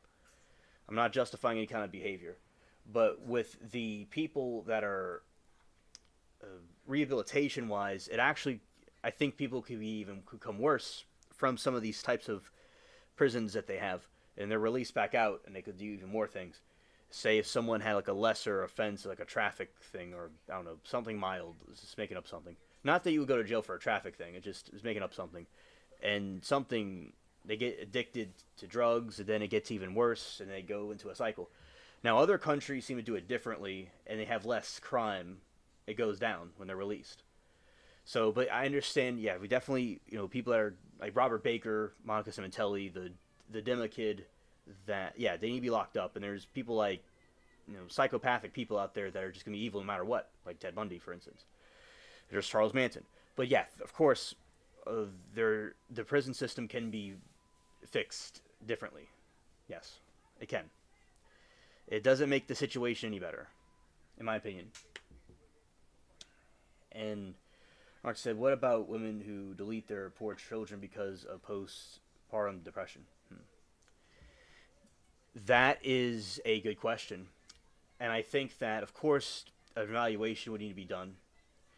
And maybe they would have, like, say from a defense perspective, that would be and that's a very good legal defense right there for somebody that did that. They may need to be locked up or evaluated or put in a mental institution for a time. And maybe if they were released, would they do the same thing again? Certainly an evaluation would need to be made. But under the certain circumstances, that would be different than if somebody willingly wanting to murder their kid in that sense. So yeah, it would certainly, the person could be a threat to society. They wouldn't be evaluated if it was an insanity thing through a different process they have. But yeah, that is different than somebody that wanted to go out and murder their kid. But that's why we have these evaluation things to make sure that it wasn't a guilty thing. Right, but of course a child being murdered, we don't want them going out, like say they really are insane, they get out and they do it again. Like, or do they get help and they're locked up for a little while for some point in time, then they become better people later and they get rehabilitated. And they could have a new beginning. That would be cool. But if they're able to do that, but it depends. And what if they were just being deceitful and they're using it as an escape? So that's why we have these different systems to try to filter out people that are not being genuine, because children are precious and we don't want anything to happen to them. So thank you, Roxy, for your question. Very good question. My lame baby daddy, father of my ex kids, in jail, and he'll call me a freaking out about mentally and he'll call me freaking out about mental ill inmates. That's quite a title your ex has earned. Right. You see, yes, Roxy, there's people in the prisons that are all on like drugs, all high. They do some, let's say they do some nasty things to each other, and food would make a vermin blush. But it just depends on the facility. Now, Japan has like Japanese food in their prisons, so that's a different world over there. But it's still they're punished over there though, but like in a different way. So, yeah, they are there. Yep, and people just go insane. Now, as I said, somebody hurts a child, somebody murders somebody like steals something from you. We would probably not like that too much, right? So, but yeah, in these prisons, the people that are in there, they want to escape the reality that they've created for themselves, and then you have more patterns of insane. And now if they're released, does it really do any better? Is the question. So yeah, certainly I can see the balance, need to be where, yeah, somebody's a psychopath or someone's doing something evil, they need to be locked up. And then if someone could be rehabilitated, that would be a good thing. But then there's people like Brooks and stuff. So yeah, the prisons are quite a place that is best for people not to go into. And I want everybody to understand unless it was really necessary, it is not worth it to do what these defendants we see do. That's where he's at, yeah. I was reading that the LA County Jail is described to be like an asylum for mentally ill. Yeah, yeah. That's basically what it is. It's like a mental asylum. Definitely. And people... Let's see something here.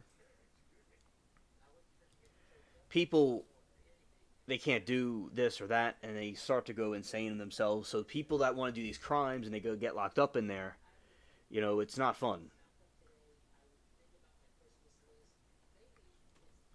So these people are foolish, what they're doing. Passion says LA is famous for that big airport and terrifying prisons. Yeah. Yeah, especially the longest flight in the world it's from Australia to LA. I believe that's correct. And lots of ocean. And they have terrifying prisons too, and lots of gangs. Yeah.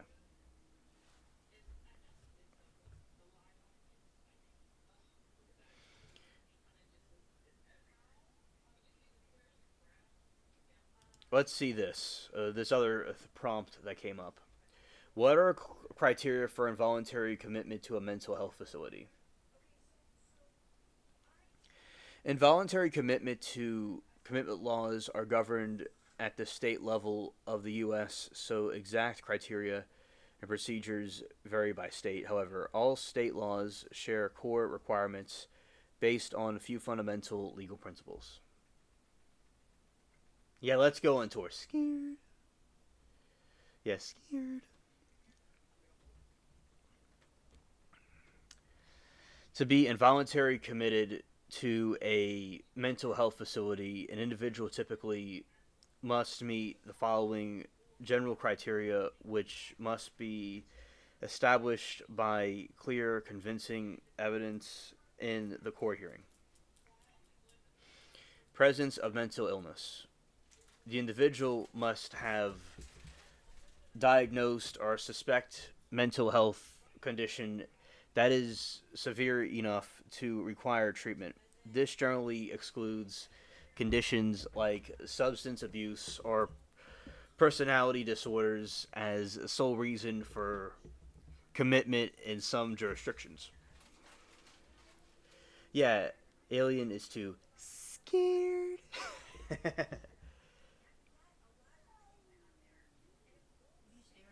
Scared. Passion says, I've got a better idea. You take a tour, and I'll wait here with my comfort pastries. Yeah. Shaza will wait for us, and we'll have all the spaceship goodies of the pastries. And she's just going to hang tight while Roxy and I get scared. You're not going alone.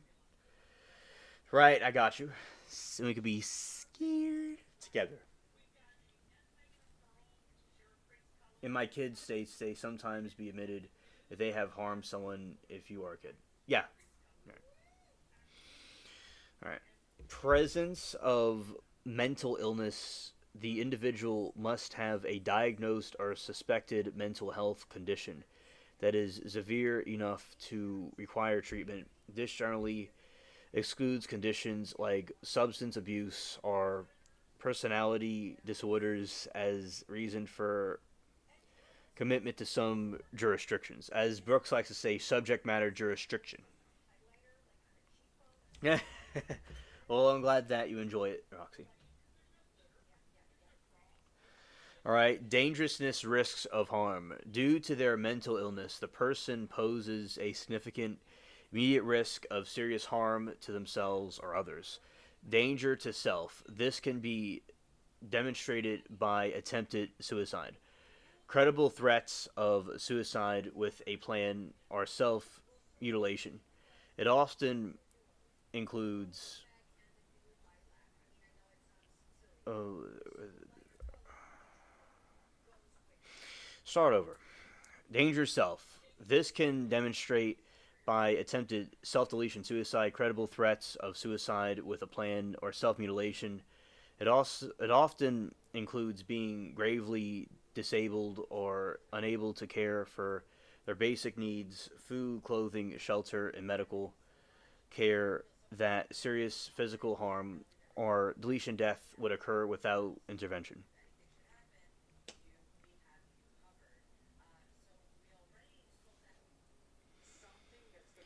Mermaid says, I've been to both a normal jail and admitted to a hospital. The mental home was a bit more scary than the jail. They both are equally scary. Scared. Okay, thank you, Pools, for your feedback.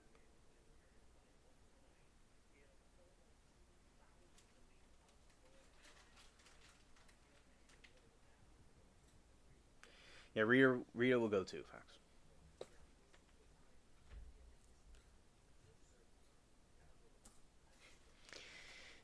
Dangerous risk of harm due to their mental illness. The person poses a significant and immediate risk of serious harm to themselves or others. Danger to self. This can be demonstrated by attempted self deletion suicide, credible threats of suicide with a plan or self mutilation. It often includes being gravely disabled or unable to care for their basic needs, food, clothing, shelter, medical care, that serious physical harm or deletion death would occur without intervention. All right, let's see. Yeah, thanks for sharing to Mermaid. Yeah.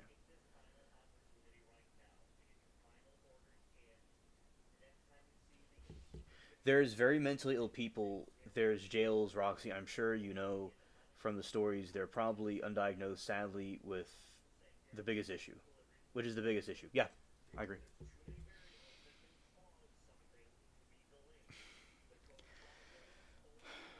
Danger to others. This can be shown by recent acts, threats, or attempts to inflict serious bodily harm on another person with acts committed in furtherance of those threats.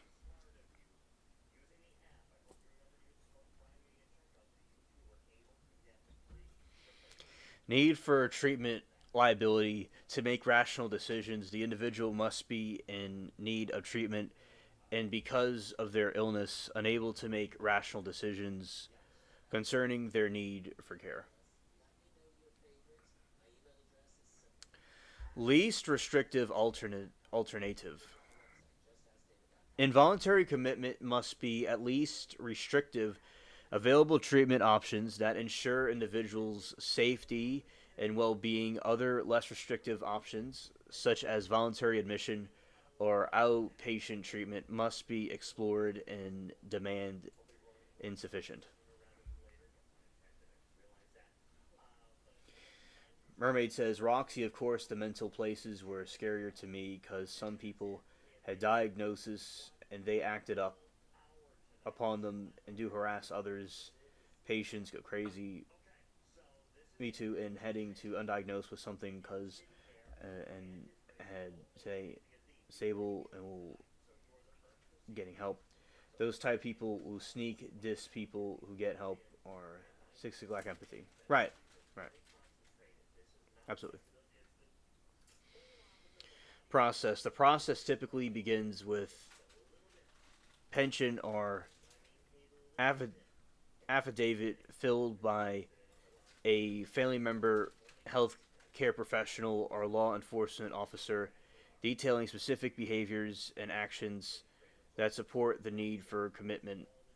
The individual is often usually detained for a short period for emergency psychiatric evaluation.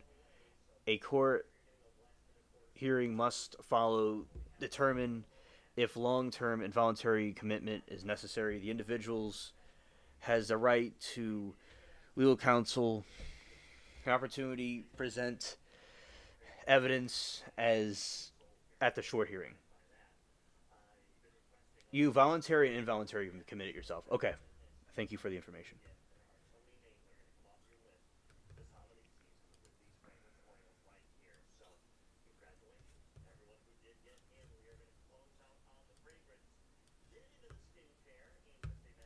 Let's see here. Wrong area. That area. Okay, let's continue.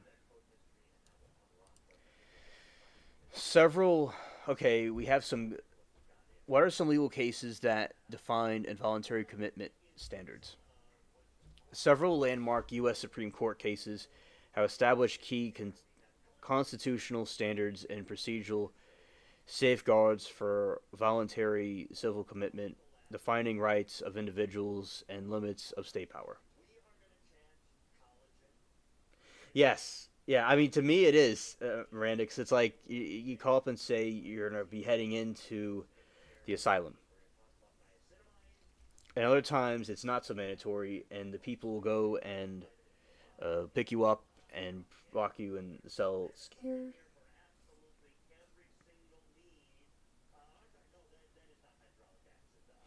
Okay, Sauce, good night to you, buddy. Take care.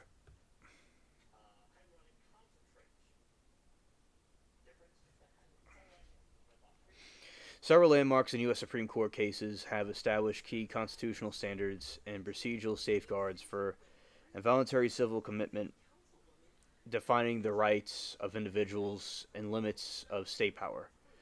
O'Connor versus Donaldson, 1975. This case limited the state's power of commitment under the Parents Patria, ruling that a non-dangerous individual capable of surviving safely outside the institution cannot be confined. This established dangerousness is a required for involuntary commitment and contributed to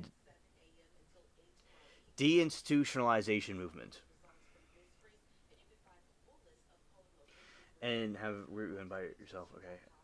Behave yourself, yeah. And Mermaid said, when I volunteered to go and not go, it scared me both times because they discuss how long you've been, you've been in a stay there a while from home like jail, but it's way better than jail. Oh, okay. Okay, thank you for explaining. Yeah, I imagine it's scary. All right, and then Roxy says, "You guys, I'm having so much fun in here. I need to go see what my kids are doing. They're quiet now. Both you and I, mine's just chomping snacks. That's nice. Okay.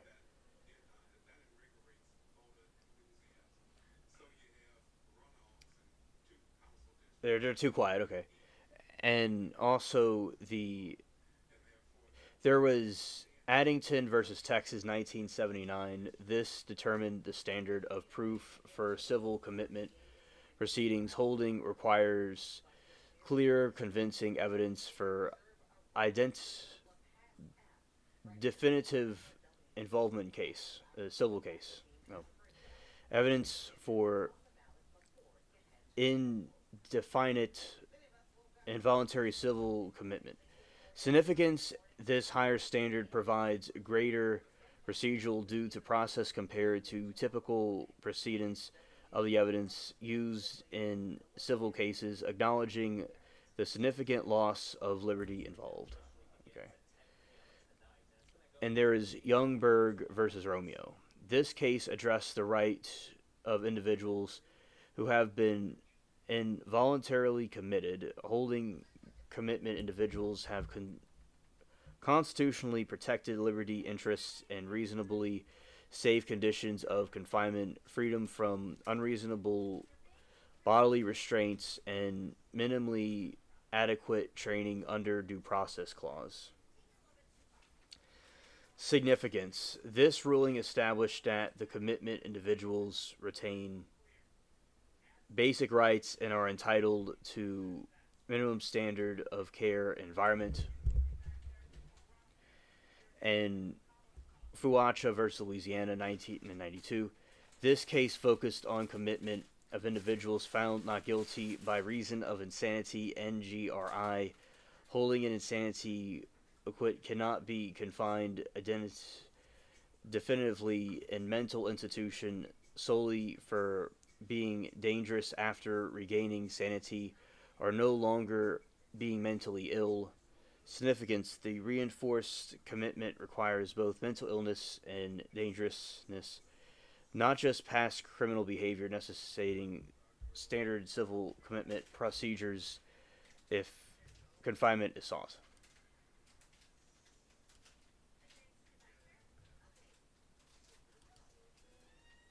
Oh, that's funny, Mermaid.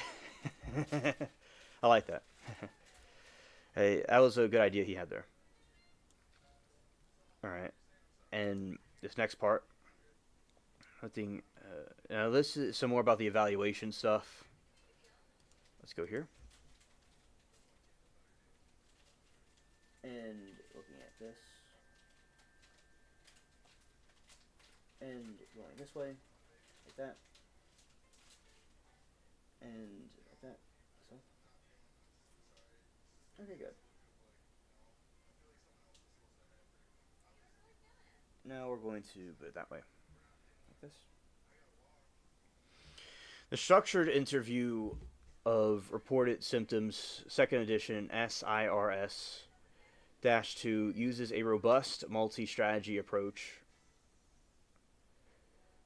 Detect malingering via the 8 primary scales and several supplementary cases. Each scale identifies specific patterns of symptoms reporting commonly associated with faking rather than genuine mental illness. Mermaid says, I'm already afraid of being woken up by loud sounds, and that happened often in mental places. People do scary stuff at night, and there is one lady snuck into my room. Yuck. Oh, that, see, being stuck in a mental facility with that, it's like being in an asylum, a nut house. Yeah, that has to be nerve-wracking, and a woman snuck in your room scared. You have your own horror movie already happen to you, your own horror movie. So, yeah, I'm sure that the guards came in and got her out, Mermaid. Because so how did it happen? Did she just open the door and sneak in like when it was dark and just standing there? That has to be quite crazy, to experience. Primary malingering scales. The 8 primary scales of the SIRS target instinct strategies used by individuals who are feigning or exaggerating symptoms. And right here is a curiosity. Let's see. Rare symptoms. Oh yeah, people have some serious stuff out there, and yeah, they did. Oh, okay, Mermaid. Good enough, thank you. Oh, hello there. It's great to see you. I believe it's Patri. And on here it is Pretty. Okay, thank you, Patri. And on here the name is Pretty, so we'll call you Pretty. So thank you for being here, Pretty. We are talking about some of the trial stuff and some psychological analysis of how the psychological people, the insanity people. So there's like the insanity pleas that people do. And we're kind of like talking about the process that they go through. So thank you for being stopping by, Pretty. Mermaid said, I woke up and a nurse was in my room, and the doors in our bathrooms are fake. They don't lock, and they commanded her to get out. The rest in the stories is sick. Oh, well, yes. Okay, we'll call you Patri. So, Patri, in some regions of YouTube, the names are different like this. In other parts of YouTube, it's like how it used to be. So, that is why the names are different. And the rest of the story, she admitted later that she spit in my water when I slept, and when she wouldn't leave, I saw her privates and she flashed me. Oh, that's very creepy. Definitely. She belongs in the mental asylum herself, and throw away the key. Now, that's very evil, what she did to you. The more of... Thank you for explaining, Mermaid. Passion says, the more I think about Michael's defense witness, the more laughable it is they really did have nothing. Yeah. Yeah, I know, right? Yeah. Yeah, scared. You're welcome, Patri.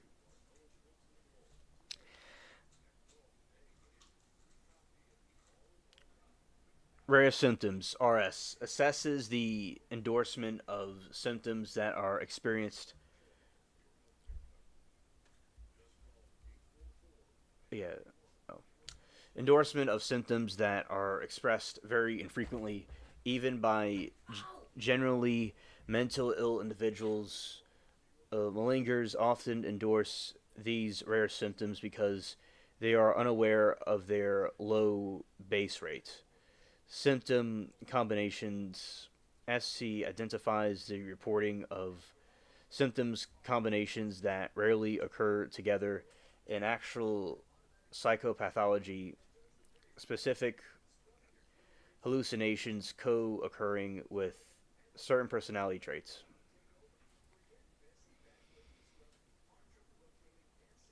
And at the mental place, they make you get naked fully. It's very sick, and before you put your clothes on and count your scars, marks, and tattoos. Right. Yeah, it is humiliating, definitely. Absolutely. A tree, it's really real story. Pregnant, sadly, with my son. It was over 6 years now, but gosh, I remember like yesterday. Yeah, well. Yeah, some things will just stay with you forever. You know, that, especially negative events. Yeah, definitely. Uh, it's unfortunate, you know, I feel bad that you went through that, Mermaid. I'm glad that you're with us now and things are better than that. Right, symptom combinations. Identifies the reporting of symptoms combinations that rarely occur together in actual psychopathology, specific types of hallucinations co-occurring with certain personality traits. Improbable or absurd symptoms. Measures the endorsement of symptoms that are highly improbable or bizarre in nature, claiming to have brain waves that can stop trains. Wow. Blatant symptoms, BL. Focus on obvious stereotypical symptoms of mental illness that most people associate with severe psychological problems. Gross, disoriented, profound memory loss. Malingers often over-endorse these and are believed that they are indicative of severe illness.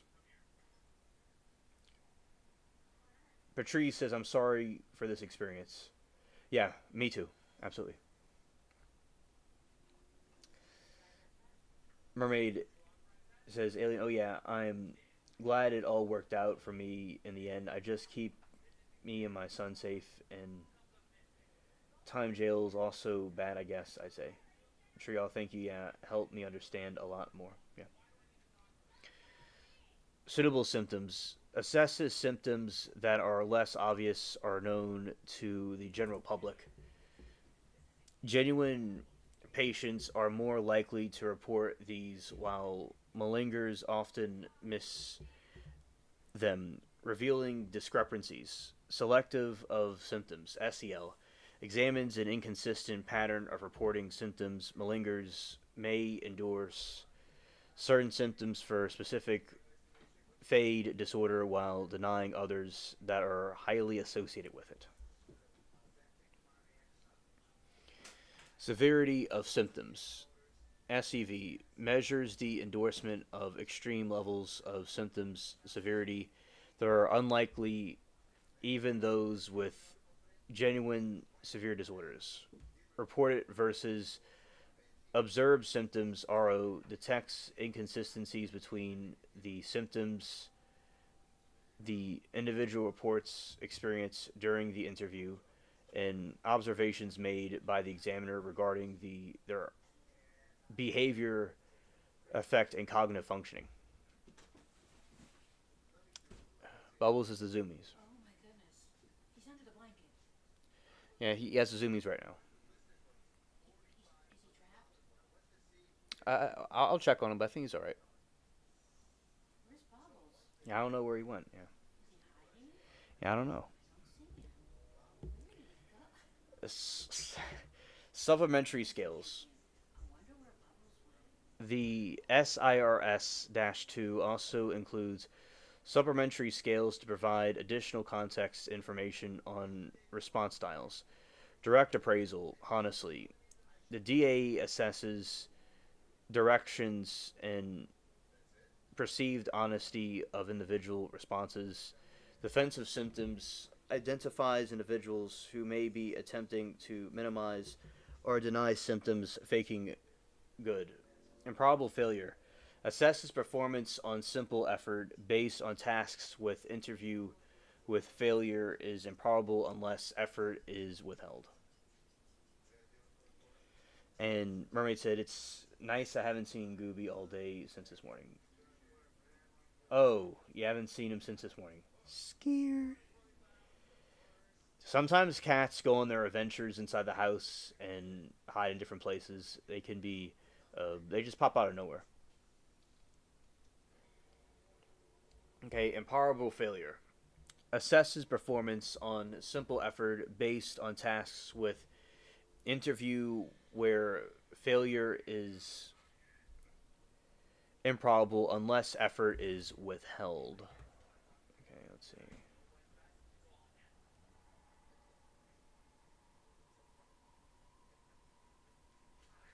And together and tonight have and behave yourself. Okay, so I have also, not trying to brag, but so far I never was diagnosed with anything.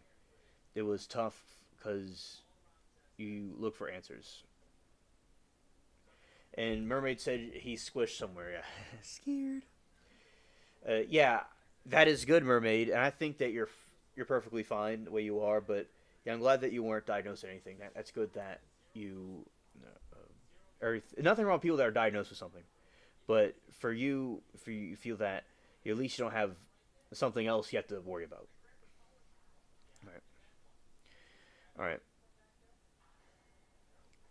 Defensive symptoms identifies individuals who may be attempting to minimize or deny symptoms faking good. Improbable failure, IF, assesses performance on simple efforts based on tasks with the interview, or failure is improbable unless effort is withheld. Overly specified symptoms looks at whether symptoms are described as an excessively detailed or a specific way that seems rehearsed or artificial. Inconsistencies of symptoms, I and C, utilizes the 32 repeated inquiries with interviews to directly check for responses consistently over time. Yes, it can sometimes be difficult to figure out what something really is. Sometimes it's not as black and white, but there's something there that needs to be checked out. You know, it could definitely happen. Oh. Let's go. All right. By analyzing the scores across these various scales, Elevator can classify a profile as honest, determinate probable fang or defiant fang. The multifaceted nature of the assessment makes it highly difficult to consistently fake symptoms that align with real disorders without producing flags or more scales. The rare symptom scale. Let's see. And here, watching this. Let's see, watching this right here. Let's go. Okay, it's good. Everything's in check. I'll do that.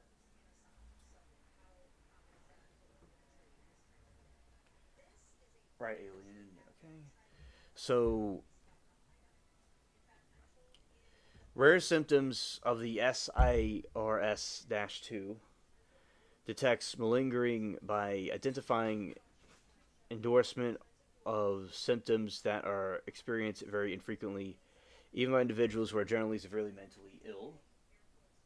And even if it's rare, it happens.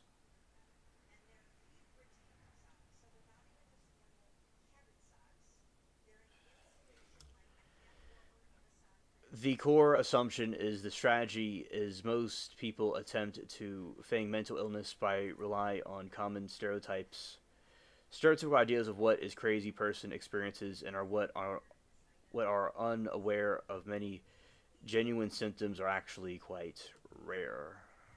And let's see.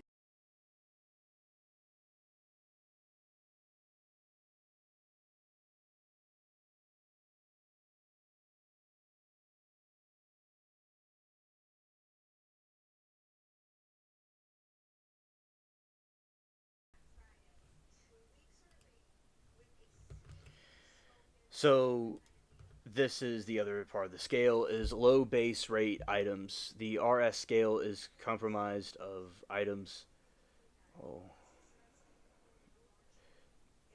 that our clinical research has shown to occur only on a very small percentage of genuine psychiatric patients. The malinger's error individuals attempt to fake symptoms, often not having clinical expertise, tend over endorse these rare items, believing they are demonstrating the severity of their condition. Discrimination. The scale effectively discriminates between genuine and fade reports because honest individuals, even those who are very ill, will rarely report these specific symptoms. Endorsement rate of genuine patients on these items are typically low. Alright, the RS scale, along with the symptom of combines the SC scale, was specific addition to the SIRS-2 manual to reduce false positive errors in classification, classifying a genuine patent as a malingerer. It provides high level of specificality, meaning when a high score on the RS scale is achieved, it is a strong indicator of probable or defiant fraying. The specific symptoms include in a scale are property to SIRS-2 instrument and manual, but they generally involve unusual or bizarre cognitive, perceptual, emotional experiences that are not typically found in standard diagnostic criteria or common layperson concepts of mental illness. By scoring highly on the RS scale, the individual inadvertently provides evidence that their symptoms presentation is a typical and likely fabricated or grossly exaggerated. Mermaid said, when I went to jail, they had addicted to our out of their cells, addicts in their cells, and they shared drugs in front of us while we were all in our cells. Yeah, it's true. There's videos on YouTube, and because there's people in prison that have phones, and they've filmed what's going on. Yeah, that's absolutely what happens. They're just, and there's kush or synthetic weed that they use, and they just go to another world, and they're just all like on fentanyl. Like we'll see in LA on the streets, the people with drugs. That's what they look like, pretty much, that are on fentanyl. And yeah, so I definitely, that has to be a very spooky problem indeed, and it is something that occurs. Let's put this up.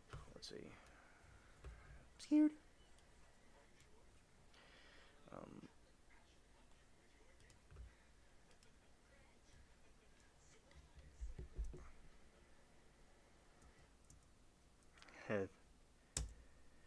You got these. I'm saving one of the cartoons that we'll watch at some point. Okay, and closing out some of the windows. That's good. Okay. Yeah, and Mermaid, I'm so messed up. I feel so bad and sorry that you went through that. Jail's mental places, you still end up locked up. Haha, everyone gets held accountable. Yeah. Everyone gets held accountable. And it is certainly a place of fright, a place of terror indeed, yeah. So, yeah, I've seen like on YouTube and heard different things about the wild things that, occur in there. And, for instance, like Darrell Brooks is going to be locked up in there for life after what he did, and so will this. And so, Mermaid, I want to tell you that in the Dima trial, it was this Ukrainian orphan that murdered his parents. He's been found guilty for life, and Devine was found guilty for life today. So we had a double verdict today. Yeah, either way, you lose your freedom. That's why we have to value our freedom and what we have, and not do things, I guess, unless it was absolutely necessary, to not go to those places. And as we were talking about before, and our system can have reform to it, if in some ways, but a lot of people, like Brooks and them, they got their deserved fate. Yeah. Because they could like categorize it in different ways. Right. And Darrell Brooks, I highly despise him. Yeah. People like that, or people like Baker and people that hurt children. He was completely psychopathic. He had no remorse or empathy for anything he did. He used religion as a way to, I think he used religion to try to manipulate the situation in his favor. And Passion made a good point here, is that it's worth noting she wasn't convicted of beheading her boyfriend. It was murder one with a deadly weapon.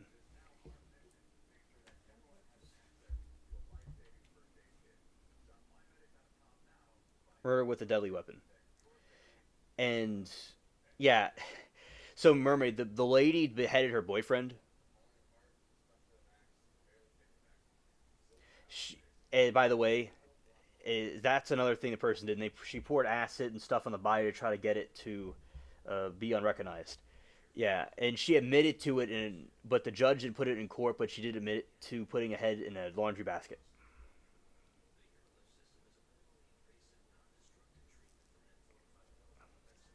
Well, yeah, Mermaid, that makes me happy, too, to see that. She is... there's this one judge Damon talked about where there's like these cameras, and she's quite harsh on these idiots that come in there. So, yeah, it is nice to see justice getting served on somebody that, was doing something evil. And a good point, Shaza. Honestly, like, people I was locked up around weren't after me, luckily. I can't say the same for mental places. This legal system is purposely failing, I believe. I think some judges know exactly what they're doing. I love some judges and watch them serve justice. Oh, yeah, I watched some of the trial, you guys that matter, of a freak. I have major question. How can people live with doing that or just do it? Okay, and by the way, I agree with you all about the justice system needs reform. I agree with you all about that, by the way. And but at the same time, I understand there's people like Brooks and Sementelli out there that are evil. They're psychopathic that need to be in a dungeon somewhere. Yeah, but I do agree about the reform could happen. So, okay, Mermaid, there's a part of their brain, for whatever reason, that regulates empathy, remorse, and regret. That when something happens, they don't feel the emotion of that, and if anything, they get like some sort of a rush or excitement from it too, if they're nefarious people. So they only love themselves, and they want self-preservation to the point where they will destroy their own self-preservation and their own lives and livelihood just for that, when they don't use wisdom because they're too arrogant and prideful and they're not humble. Like the Bible tells us about being humble, and other religions and philosophies believe the same thing about being humble and good to other people. They don't have that, and they they don't feel it. They don't, like, for instance, try to scare them. They don't have the thing in their brain to be afraid of something, and they act impulsively, kind of like a snake. A snake is impulsive, it lacks empathy or remorse, and it just does its thing.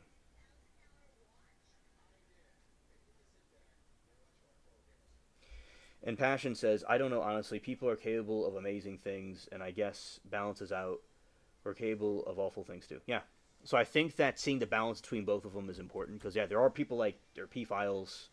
There's people like Brooks out there, but there's also people that can be rehabilitated. So there's separate the wheat from the chaff, or the sheep and goats, so to speak. Those idioms, that's a way it could be viewed. Darrell Brooks finds it easy, in my eyes, to be a thug and was around thugs, and I get their demonic mind. And you're right, Alien, yes. Narcissism, stalking, psychotics, cognitive, dissociative, you and name, and my enemies all suffer, all undiagnosed. Yeah, Pash, I see that way. There's a yin and a yang. Yeah. Absolutely, chat. Very, very wise. Very wise. And I think it's quite messed up what these people do. But, there's people that I've known and heard about that turn their lives around and do better. There's people that could go in there with a lesser offense, made a mistake, or was something minor, than they get even worse. It depends on the situation. And there's people, like, as I said, that some people will never be released, because people that, like the stalkers and stuff, Mermaid, will keep on doing it over and over again.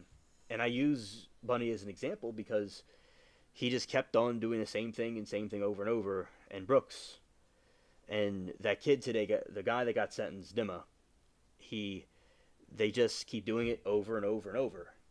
And if they get out, they'll do it again.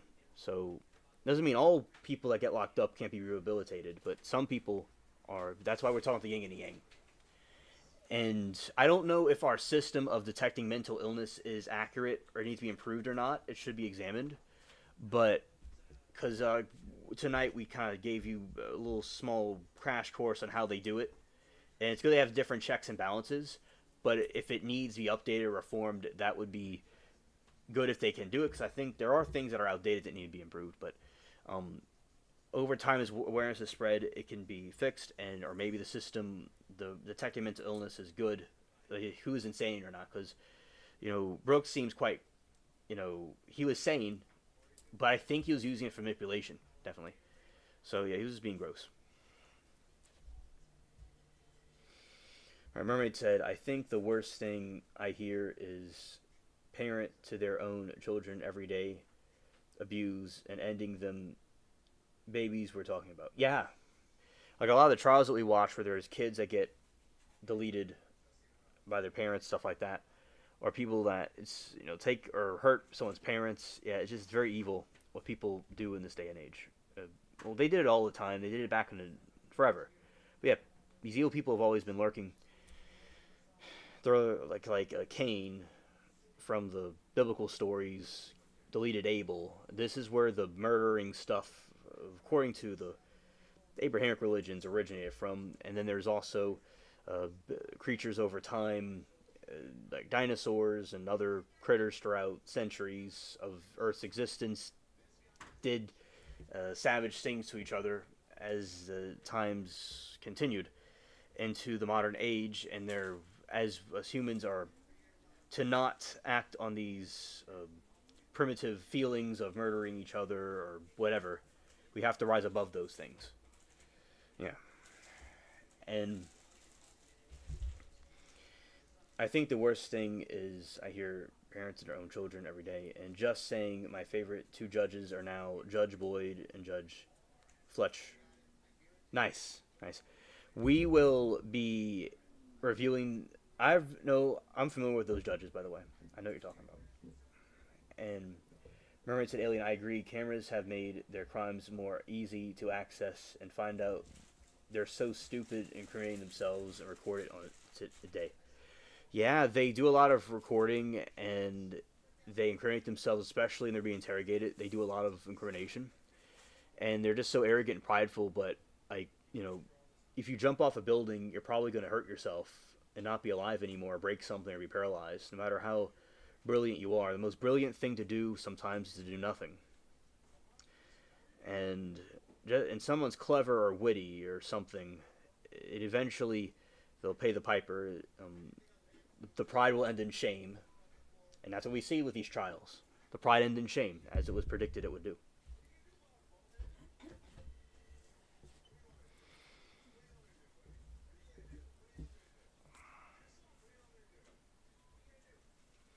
I'm still kind of fond of Glanville. He's not great legally, but left an impression on me. Plus, he does have a dog. Yeah, with Glanville, I remember watching him in the beginning, and although he was not liked by our crew too much, he certainly was as I learned the word redacted from watching him. And more in the earlier days, he seemed like he more level-headed. And yeah, I understand. And over time, he got more and more agitated, it seemed. And then they had to take him off the bench. Yeah. I remember of seeing him. And there's one point in the beginning I thought he was he was in the military. He had experience. I thought he'd be good for the trial. And he seemed pretty level-headed, but, over time, it didn't work out for the case, but yeah, I remember him. Mermaid said, some people more credible than others, but I get it. People think they lie in real well, and Darrell Brooks sucked at lying. Yeah, and he was very emotionally angry. I mean, like what has been said by a wise teacher of mine, that the unsaid things are even more important than the things that are said. And the things that Brooks, his actions and the way he conducts himself, showed his true guilt. That's the whole point. It wasn't about the footage. It wasn't about witnesses. It wasn't about anything he did. It was the way he acted in the court. That's how you know he was guilty. As they say, actions speak louder than words. His lack of remorse and compassion for other people, too, was a factor.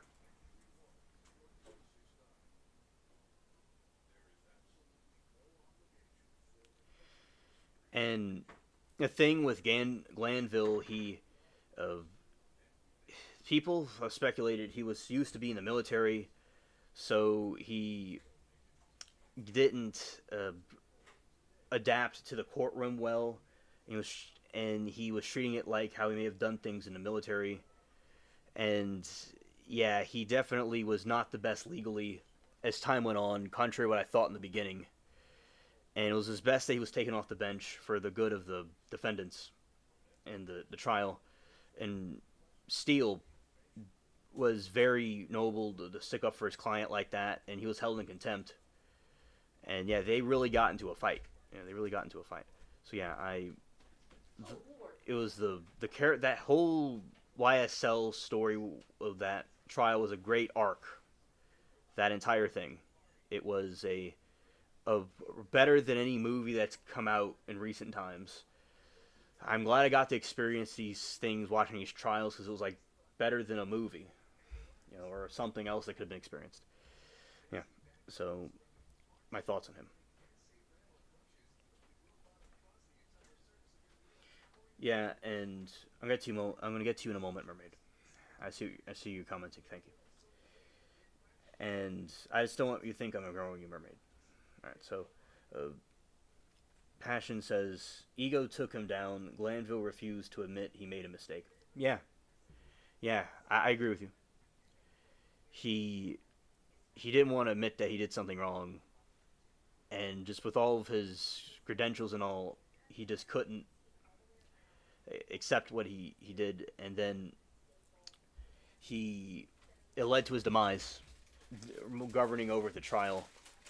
Now, some people thought that he had a bias against Thug and the YSL group, but it's probably something that persisted over time, then it went to boiling point and boiled over. But yeah, very good point, Passion. All right, Mermaid said, some people more credible than others, but I get people think that they lie real well, and Brooks sucked at lying. Yeah, I agree. Watch some pred catching, and it's better than a movie. Yeah, that's true, especially like Chris Hansen. He's on YouTube now. He was on MSNBC before. He does good with that. Also, Skeeter Hansen, he does great with it too. Okay, Mermaid, understood. And I remember the YSL trenches, and that trial was, I think, that the longest trial I'm aware of so far. I remember Glanville didn't want to be there until the next Super Bowl, and he was getting irritated with it, and especially not admitting his wrongs. And I remember that day, it was quite wild when Steele was locked up for contempt. We were like, whoa. Mermaid said, haha, I watched one and people got tased. Skeeter is great. Okay, yeah. Oh, there is one time they caught a Discord mod, and everyone was saying in the comments that the stereotypes are true. Sometimes I'll see like things like that, and it's like the stereotypes are true. I'll be joking with my friends and stuff, and we joke about things, and I actually see it on a trial. I'm like, this stuff is real. Wow. I can't believe it. It's quite shocking.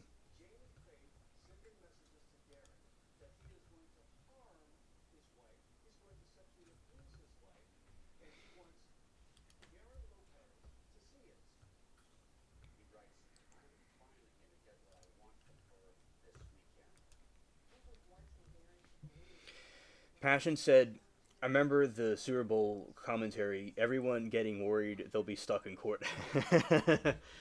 I remember we would make jokes in chat that they will be there until the year 2124, the 500 years later. Yeah, I remember that. Yeah, it's shocking to you too. Yes, remember it. Yeah. Yeah, because of the stereotypes being true.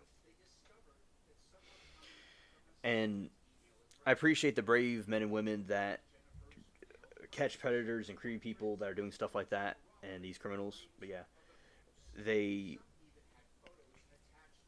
with a lot of I remember during the closing arguments at YSL, they were the state was like angry at the jurors, and like scolding them like they were kids that got attention.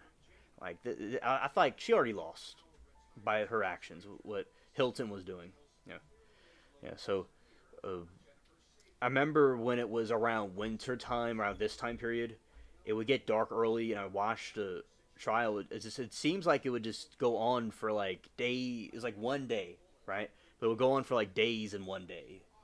It was kind of like being in like a trance. So that trial certainly is one of the most fascinating ones I've attended. And yeah, but anyway, the pride comes before the fall.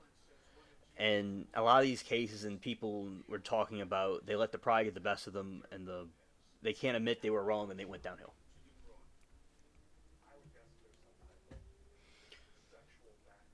Right said, what's so stupid for me is argument about having a camera in or out of courtroom. Oh, there's a lot of people like I agree with you. I think all courts should always be televised everywhere, even the federal ones. And I think it's important for people to see what's going on. Jesse, he's one of the at the trial channel. I agree with him that it all needs to be shown. And there's defense attorneys and prosecutors, usually defense attorneys that don't like the trial chat being there, and they always talk about smack on us. And like we heard them, it's like they say, "Oh, the law and crime people in the background," and then Passion was talking, not Passion, of the other trial. It was the during the I don't know if Passion was there, but it was during the Crumbly trial, and the attorney was saying about the people online that think they know everything about her. I'm like, they got it, took a shot at us. And then the recent trial, the chemical trial, the chlorine trial, they said how the law and crime chat is listening to what we're saying. Blah, blah, blah, blah, blah, blah. So yeah, it's a lot of stupid politics with the court itself and the trial chat people. And then there's times where they'll say a juror convinced somebody, like they'll be able to troll in the chat that will say that they know the verdict from someone from the jury, and sometimes they'll subpoena the chat. They'll take a snapshot of it and like send it to the court and say, "Oh, look at these people saying that they're doing something on the verdict," but nothing ever happens from it so far, and it's stupid. It's like they don't like our influence and power and our freedom of speech. They really don't like it. They want to try to censor everything. Like, what is there to hide? I like the way our founding fathers set up this country in this place where people could see trials happening. Okay, I think it would be nice if other countries did it too, personally. So it's certainly something I feel strongly about. With the televised trials.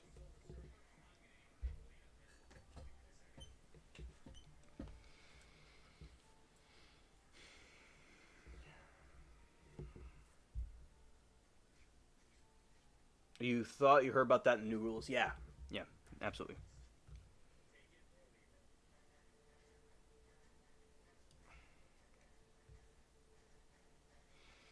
Okay, and let's go this way.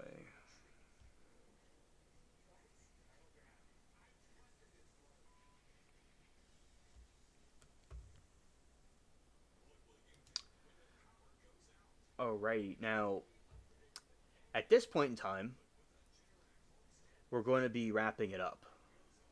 We'll be ending it now. We'll be in the process of it. Yeah, so I appreciate the conversation we're having about this. It is really cool to we covered some cool topics today. It was nice. And Mermaid said, criminals will always try to stay hidden, concealed, masked, you name it. Yeah, like raccoons are known for their masks on. You have burglars and stuff that will have a mask. And one time when I was little, I was at my uncle's place and I had a Chuck E. Cheese mask. And they were, what we would call, he was like, "Oh, or am I a bandit?" And so that was funny. It seemed like I was being like a abandoned, but kind of like that's what the criminals do with the masks. Yeah. So, Passion says it would be fun to get subpoena under my name YouTube, and you can imagine reading into that record. Yeah, in Passion they've done it not necessarily with you specifically, but they've done it before, and also with the other trial. Okay, Mermaid, see you later. And the other trial that happened with in the Folio trial, they did it, by the way. And they'll subpoena parts of the chat. So yeah, I think it's quite hilarious, Passion, that they'll do that. It's like, say you or I, it'll be funny that this number one wanted, most wanted, like those old West posters, Passion, and like we're a bunch of outlaws That's what they treat us like. It's ridiculous. All right, so seeing if there's any other comments, and then we'll do the outro. Scared.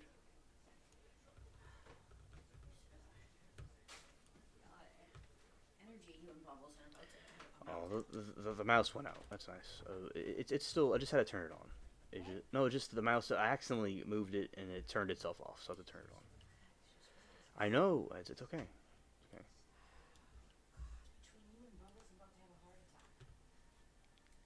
And Passion said, we were so cruel to the defense attorney, Timu lawyer, from Folio. Oh, I remember that. Yeah, we definitely roasted them. We roasted them hard. But they do that, especially in the ballerina case. They did it where they were trying to say that, no one specific, but that there's a troll in the chat that was saying that we were doing that, and yeah, that was funny. That was funny. But yeah, it was a Folio trial that did it. All right, Alien in chat. See you all next one, whenever and whatever it is. Thank you for the info into the chat. Okay, everybody. We'll talk more tomorrow about trials and different things. And thank you all for coming. Have a very good evening. And peace.